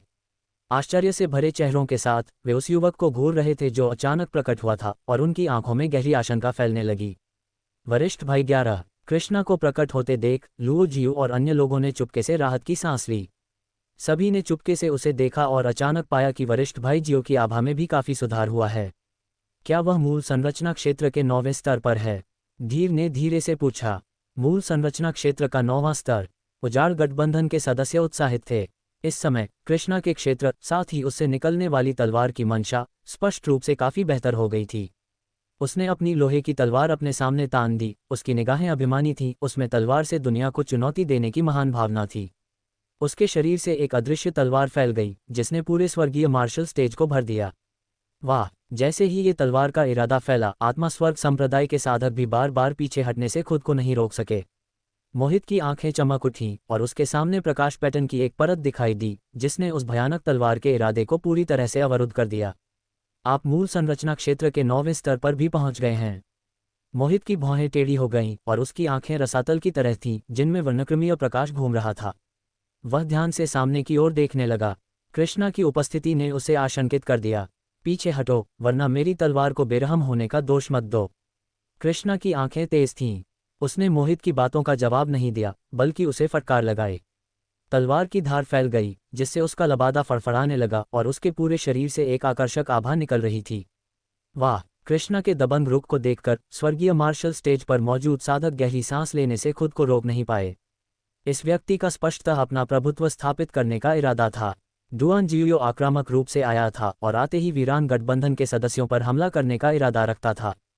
कृष्णा की हत्या की नीयत पहले ही बढ़ चुकी थी। यदि यहाँ मिश्रित भीड़ न होती तो वह पहले ही कदम उठा चुके होते। ऐसे शत्रु के विरुद्ध शब्दों को व्यर्थ करने का उनका कोई इरादा नहीं था। कितना दबंग! कृष्णा का रवैया इतना मजबूत देखकर मोहित की आंखें चमक उठीं और एक ठंडी आभा फैल गई। उसका लंबा वस्त्र लहरा उठा, उसके चारों ओर प्रकाश टिमटिमा उठा और एक विशाल आत्मिक ऊर्जा बह निकली जिसने संपूर्ण शून्य को भर दिया। इस आत्मिक ऊर्जा के अंतर्गत दिव्य मार्शल स्टेज पर साधकों को ऐसा महसूस होता था मानो वे किसी दिव्य पर्दे से बंधे हुए हों तथा उनका मन अत्यंत बेचैन हो रहा था। मैंने सुना है कि तलवार के मार्ग में तुम्हें असाधारण सिद्धियां प्राप्त हैं। आज मुझे इसका प्रत्यक्ष अनुभव करा दो। मोहित के लंबे बाल उड़ गए थे और उसकी आभा शीतल थी। वह नर्क से निकले किसी असुर जैसा था। उसकी आंखों में एक अजीब सी रोशनी टिमटिमा रही थी। वह अपने सामने खड़े कृष्णा को ठंडी निगाहों से घूर रहा था। इस बार मूल संरचना क्षेत्र के 9वें स्तर पर पहुंचने के बाद वह तुरंत स्वर्गीय मार्शल स्टेज की ओर दौड़ा ताकि रुद्र के हाथों में सर्वोच्च खजाने को प्राप्त कर सके। चाहे वह यांत्रिक कठपुतली जानवर हो या स्टार एवोल्यूशन चार्ट, वे सभी मोहित के लिए बड़े अवसर थे। यदि उसे ऐसे सर्वोच्च खजाने प्राप्त हो जाएं, तो वह भविष्य में निश्चित रूप से और आगे बढ़ सकेगा। तो फिर लड़ो! कृष्णा की आंखें चमक उठीं। बिना कुछ कहे उसने अपना हाथ हिलाया और जमीन पर पड़ी लोहे की तलवार बाहर खींच ली गई। झनकार! लोहे की तलवार तिरछी दिशा में शून्य की ओर इशारा करती हुई एक स्पष्ट तलवार जैसी चीख निकाल रही थी। जैसे ही तलवार की आवाज सुनाई दी, कृष्णा का शरीर हिला, एक तलवार की रोशनी में परिवर्तित हो गया जो मोहित की ओर वार किया। उनका आक्रमण अविश्वसनीय रूप से तीव्र था। तलवार का प्रहार समाप्त हो गया, प्रकाश चकाचौंध हो गया और तलवार का चकाचौंध प्रकाश खिल उठा जिसने पूरे शून्य को घेर लिया। इस समय यह पहचानना असंभव था कि तलवार की रोशनी कोई व्यक्ति थी या तलवार। ऐसा लग रहा था जैसे कृष्णा पूरी तरह से लंबी तलवार के साथ विलीन हो गया हो। एक तलवार का वार अजेय। वह गति इतनी तेज थी कि लोग स्पष्ट रूप से नहीं देख पा रहे थे। क्या भयंकर तलवार का वार है! मोहित की भौहें उठ गईं। आत्मा स्वर्गीय रसातल पर कब्जा कर रही है। मोहित की आंखें चमक उठीं और उसकी भौहों के बीच एक चमक दिखाई दी। वाह! उसके सामने एक वर्णक्रमीय प्रकाश चमक उठा जो एक भंवर में बदल गया और कृष्णा की ओर बढ़ गया। वह भंवर एक तूफान जैसा था और एक रसातल जैसा भी, जो मानो 9 पाताल लोक से जुड़ा हुआ था और सब कुछ मिटा देने वाला आभामंडल लिए हुए था। जैसे जैसे वह मंथन करता, शून्य मुड़ता जाता। इतना ही नहीं, बल्कि उसकी पराकाष्ठा की रोशनी टिमटिमाती हुई एक हृदयस्पर्शी लहर पैदा कर रही थी जो लोगों की आत्माओं को जकड़ रही थी। जब वह लहर फैली तो दूर खड़े साधकों को ऐसा लगा जैसे उनकी आत्माएं इस भंवर द्वारा बाहर खींच ली जाएंगी। प्रहार प्रहार! दर्शकों में से सभी लोग दूर हट गए, पास आने की हिम्मत नहीं जुटा पाए। यहाँ तक कि आत्मा स्वर्ग संप्रदाय के साधक भी पीछे हट गए। डुआन जियो ने स्पष्ट रूप से एक गुप्त तकनीक का इस्तेमाल किया था। इस भयानक उतार चढ़ाव के कारण आत्मा स्वर्ग संप्रदाय के लोगों के भी हृदय कांपने लगे। इस भंवर में आत्माओं को जकड़ने की शक्ति थी। एक बार किसी का मन अस्थिर हो जाए तो उसकी आत्मा बाहर खींच ली जा सकती है। सोल्दाओ! बस एक पार्श्व पथ! जैसे ही यह भंवर प्रकट हुआ, तलवार की रोशनी में प्रकाश और छाया की एक चमक दिखाई दी जिससे कृष्णा की आकृति प्रकट हुई। उसका चेहरा उदासीन था, उसकी आंखें अभी भी तलवार की तरह तेज थीं, इस सोल्दाओ गुप्त तकनीक से बिल्कुल अप्रभावित। एक तलवारबाज को लंबी तलवार की तरह ठंडा होना चाहिए, बाहरी चीजों से अप्रभावित। एक तलवारबाज को लंबी तलवार की तरह तेज और मनमोहक होना चाहिए। एक तलवारबाज को दुनिया की हर चीज को चीर देना चाहिए। कृष्णा ने मन ही मन बुदबुदाया, मानो तलवार के रास्ते का गहरा अर्थ समझा रहा हो। उसने अचानक अपनी नजरें एकाग्र कर लीं। एक तलवार सभी तकनीकों को तोड़ देती है। हल्की चीख के बाद एक तलवार की रोशनी चमकी जो आकाश को चीरती हुई गहरे भंवर को चीरती हुई निकली। भंवर के फट जाने के बाद कृष्णा बाहर निकला। उसकी लंबी तलवार आकाश को चीर रही थी, उसकी आभा इंद्रधनुष की तरह थी और वह फिर से मोहित की ओर टूट पड़ा। वह वास्तव में मेरी आत्मा को पकड़ने वाली आंख से नहीं डरता। मोहित चौंक गया, उसे उम्मीद नहीं थी कि दूसरा पक्ष उसकी गुप्त तकनीक को इतनी आसानी से तोड़ देगा। स्वर्गीय आत्मा ब्लेड! अपनी बेचैनी में मोहित की आंखें सिकुड़ गईं और एक ठंडी चीख निकली। उसकी भौहों के बीच एक रोशनी कौंधी और एक भूतिया ब्लेड प्रकट हुआ। यह स्पेक्ट्रल ब्लेड एक चंद्रमा की तरह था जो हवा में वार करता हुआ कृष्णा की लंबी तलवार से टकराया। यह एक आत्मा हथियार था, असीम रूप से शक्तिशाली, जिसे मोहित ने प्राचीन खंडहरों में प्राप्त किया था। इस बार जब इसका प्रयोग किया गया तो आत्मा का हथियार ठंडा पड़ गया, हवा में वार करने लगा तथा भयानक उतार चढ़ाव उत्पन्न करने लगा। उस उतार चढ़ाव ने लोगों के मन को हिलाकर रख दिया। यदि किसी साधारण साधक को इस प्रकार के आक्रमण का सामना करना पड़े तो वह इसका प्रतिरोध करने में असमर्थ होगा। क्योंकि वह आत्मिक शक्ति जो लोगों के मन पर कब्जा कर लेती थी उन्हें विचलित करने के लिए पर्याप्त थी। एक बार विचलित होने पर वे तुरंत नष्ट हो जाएंगे। दुर्भाग्य से उसका सामना कृष्णा से हो रहा था। इस समय कृष्णा को तलवार के रास्ते की गहरी समझ थी। उसका मन तलवार की तरह था, बाहरी चीजों से अविचल। चाहे आत्मा दाव लोगों के मन पर कितना भी कब्जा कर ले, वह उसके मन को जरा भी हिला नहीं सकता था। लोहे की तलवार नीचे उतरी और स्वर्गीय आत्मा ब्लेड पर प्रहार किया। झनकार, तलवार की रोशनी टिमटिमा रही थी जिससे एक तीखी आवाज निकल रही थी। जैसे ही लंबी तलवार नीचे गिरी, स्वर्गीय आत्मा ब्लेड कांप उठा, उसका वर्णक्रमीय प्रकाश बिखर गया और वह उड़ गया। स्वर्गीय आत्मा ब्लेड को उड़ा दिया गया और आक्रामक तलवार ऊर्जा ने विशाल आत्मा ऊर्जा को कुचल दिया। मोहित का मन कांप उठा और वह जल्दी से पीछे हट गया। उसकी आंखों में भूतिया रोशनी टिमटिमा रही थी जो एक रसातल की तरह थी। दुर्भाग्य से भले ही उसकी गुप्त तकनीकें आश्चर्यजनक थीं, वे कृष्णा के खिलाफ बेकार थीं। सोलदाव को एक साइड पथ माना जा सकता है। यह एक ऐसा रास्ता था जिससे बचना भी कठिन था। इस मार्ग का सामना करने वाले साधारण साधकों को लगा कि उनकी इच्छा तो प्रबल थी, परंतु उनकी शक्ति अपर्याप्त थी। लेकिन ऐसे लोग भी थे जो आत्मा दाव को अनदेखा कर सकते थे। वे ऐसे लोग थे जिनके पास दाव हृदय था और जिनके मन अविश्वसनीय रूप से दृढ़ थे। इस समय कृष्णा मूल संरचना क्षेत्र के 9वें स्तर पर पहुंच गया था और उसने तलवार के रास्ते का सही अर्थ भी समझ लिया था, इसलिए वह स्वाभाविक रूप से मोहित से निडर था। आत्मा दाव इससे अधिक कुछ नहीं है। कृष्णा शून्य में से चला, सुरुचिपूर्ण और अलग, अपनी लोहे की तलवार पकड़े हुए और मोहित पर हमला किया। स्विश! शून्य में तलवार की रोशनी हवा को चीरती हुई आगे की ओर बढ़ रही थी। कृष्णा की गतिविधियां सरल थीं, दिखावटी नहीं, लेकिन प्रत्येक तलवार का प्रहार स्वाभाविक रूप से बना था, जैसे महान दाव की तलवार। तलवार की वह गति सभी तकनीकों को तोड़ सकती थी, जिससे मोहित प्रतिरोध करने में शक्तिहीन हो जाता। ये कृष्णा वास्तव में इतना शक्तिशाली है। विकर्षित दुआन जियो को देखकर आत्मा स्वर्ग संप्रदाय के साधक आश्चर्यचकित हो गए। वर्तमान स्थिति को देखते हुए ऐसा लग रहा था कि उनके वरिष्ठ भाई दुआन को लड़ने में कठिनाई हो रही थी। क्या ये जियाओ शेलांग सचमुच इतना शक्तिशाली है? पश्चिमी पर्वतीय संप्रदाय के युवाओं की आंखों में भी आश्चर्य झलक रहा था। ऐसा लग रहा था कि कृष्णा इस बार पिछली बार की तुलना में बहुत अधिक शक्तिशाली था। ये परिवर्तन आश्चर्यजनक था। इस वीरान गठबंधन में सचमुच कुछ ताकतवर लोग हैं। दूसरे गुटों के कुछ साधकों ने भी थोड़ा सिर हिलाया। ऐसा लग रहा था कि अब वीरान गठबंधन को धमकाना इतना आसान नहीं था। झनकार! शून्य में तलवार की रोशनी चमक रही थी और कृष्णा की आभा प्रभावशाली थी। उसने लगातार हमला किया, लेकिन मोहित केवल बचाव कर सका। आत्मा को मोहित करने वाली आंखें, जो लोगों को मंत्रमुग्ध कर सकती थीं, कृष्णा के सामने पूरी तरह से बेकार थीं। इससे मोहित को बहुत शक्तिहीन महसूस हुआ। उसकी आत्मा को पकड़ने वाली आंखें निकल आईं, जो कोर फॉर्मेशन 9वीं परत के विशेषज्ञों को भी सावधान करने के लिए पर्याप्त थीं। इसके अलावा एक बार जब किसी का दिमाग आत्मा को पकड़ने वाली आंखों से प्रभावित हो जाता है, तो वह कोर फॉर्मेशन 9वीं परत के विशेषज्ञ पर हमला करने और यहां तक कि उसे मारने का अवसर भी प्राप्त कर सकता है। ये कहा जा सकता है कि अपनी गुप्त तकनीक के साथ मोहित सामान्य कोर फॉर्मेशन 9वीं परत साधकों को पूरी तरह से पार कर सकता है। दुर्भाग्य से हमेशा कोई न कोई बेहतर जरूर होता है और हर चीज में कोई न कोई कमजोरी जरूर होती है। चाहे आपकी गुप्त तकनीक कितनी भी बेहतरीन क्यों न हो, उसकी कोई न कोई कमजोरी जरूर होती है। एक बार जब आप किसी शत्रु से मुठभेड़ कर देते हैं तो तथाकथित गुप्त तकनीक बेकार हो जाती है।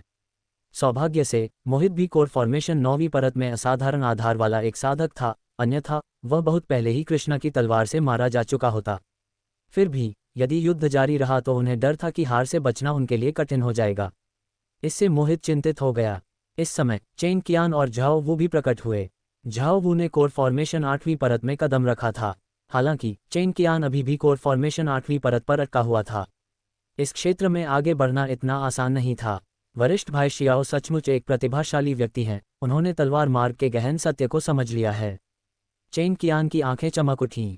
कृष्णा की तलवारबाजी की नीयत भांपकर वह प्रशंसा से भर गया। वे कई वर्षों से साथ साथ लड़ रहे थे और वह हमेशा कृष्णा के पदचिन्हों पर चलता रहा था। दुर्भाग्यवश दूसरा पक्ष बहुत प्रतिभाशाली था और वह उस स्तर तक नहीं पहुंच सका। वरिष्ठ भाई जियाओ की प्रतिभा के साथ वह निश्चित रूप से 5 वर्षों के भीतर नवजात आत्मा क्षेत्र में कदम रखेंगे। झाओ वू की आंखें चमक उठी जब उसने कहा, कोर संरचना 9वीं परत। कुछ ही दूरी पर शून्य में अचानक एक आकृति प्रकट हुई। इस व्यक्ति ने सफेद वस्त्र पहना हुआ था, लेकिन उसके पूरे शरीर पर सुनहरी रोशनी टिमटिमा रही थी। ये युवक वास्तव में विपिन था।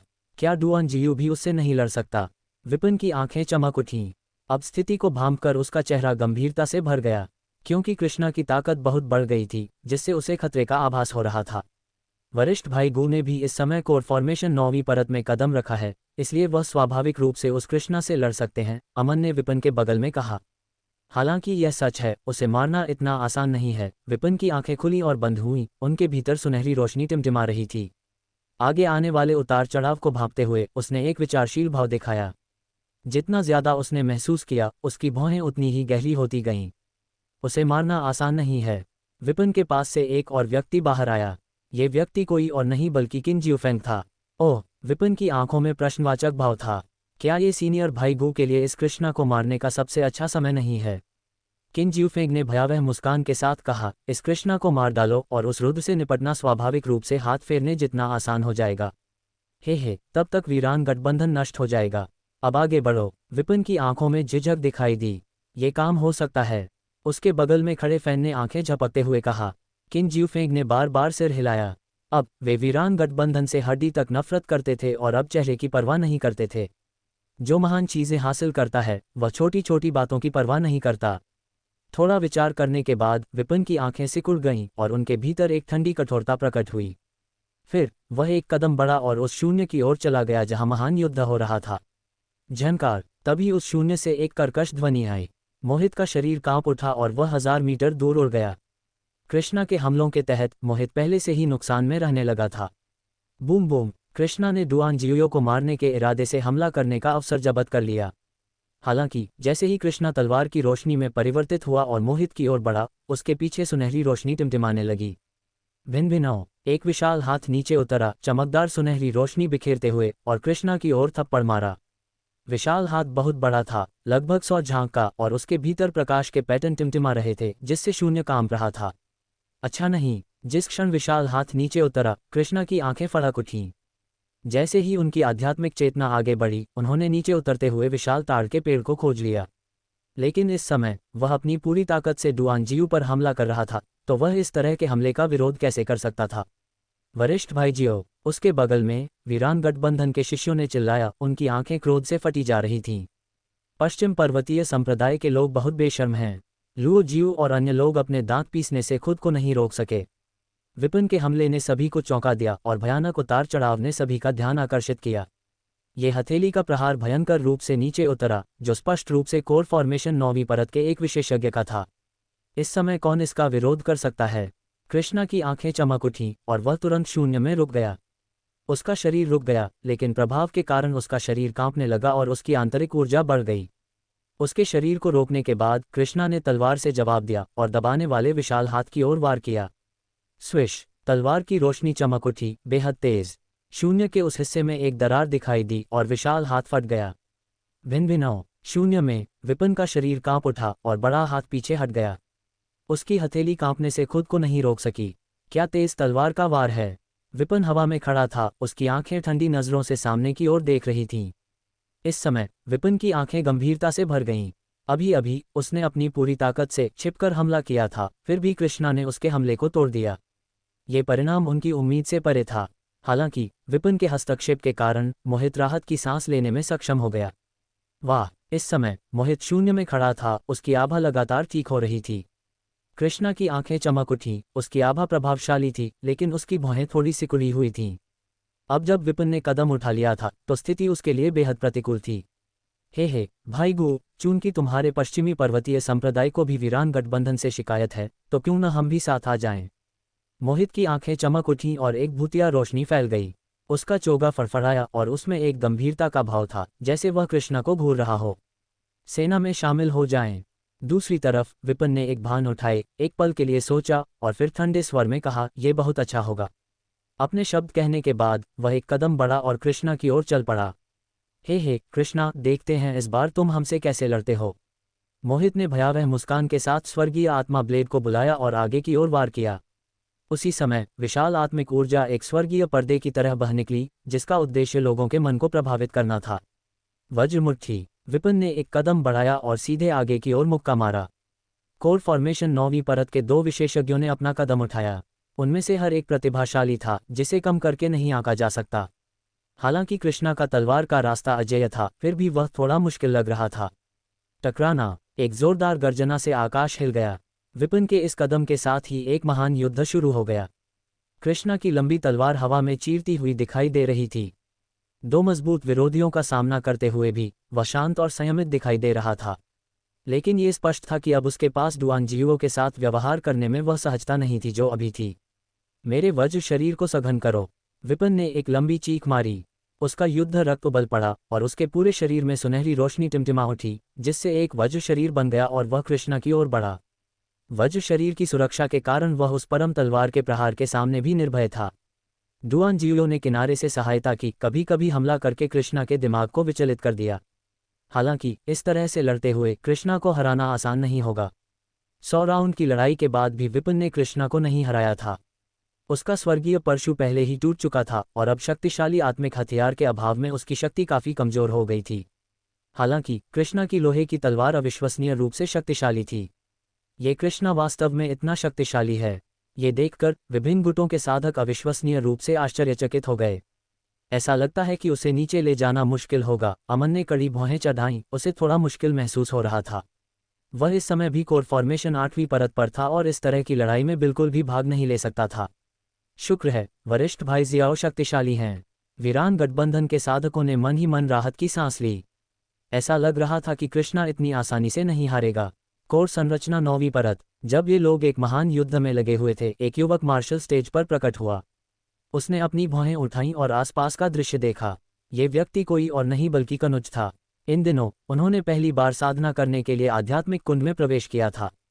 फिर उन्होंने मार्शल पथ को समझने के लिए मार्शल चरण में प्रवेश किया। इस समय एकांतवास से बाहर आकर उन्हें इस महान युद्ध का सामना करना पड़ा। वह वास्तव में इतना शक्तिशाली है कि दो लोग भी उसे हरा नहीं सकते। इस महान युद्ध को देखने के बाद कनुज की भौहें तन गईं। पहले इस व्यक्ति को मार डालो, फिर रुद्र से निपटो। कनुज की आंखें बस झपक गईं और उसने निर्णय लिया।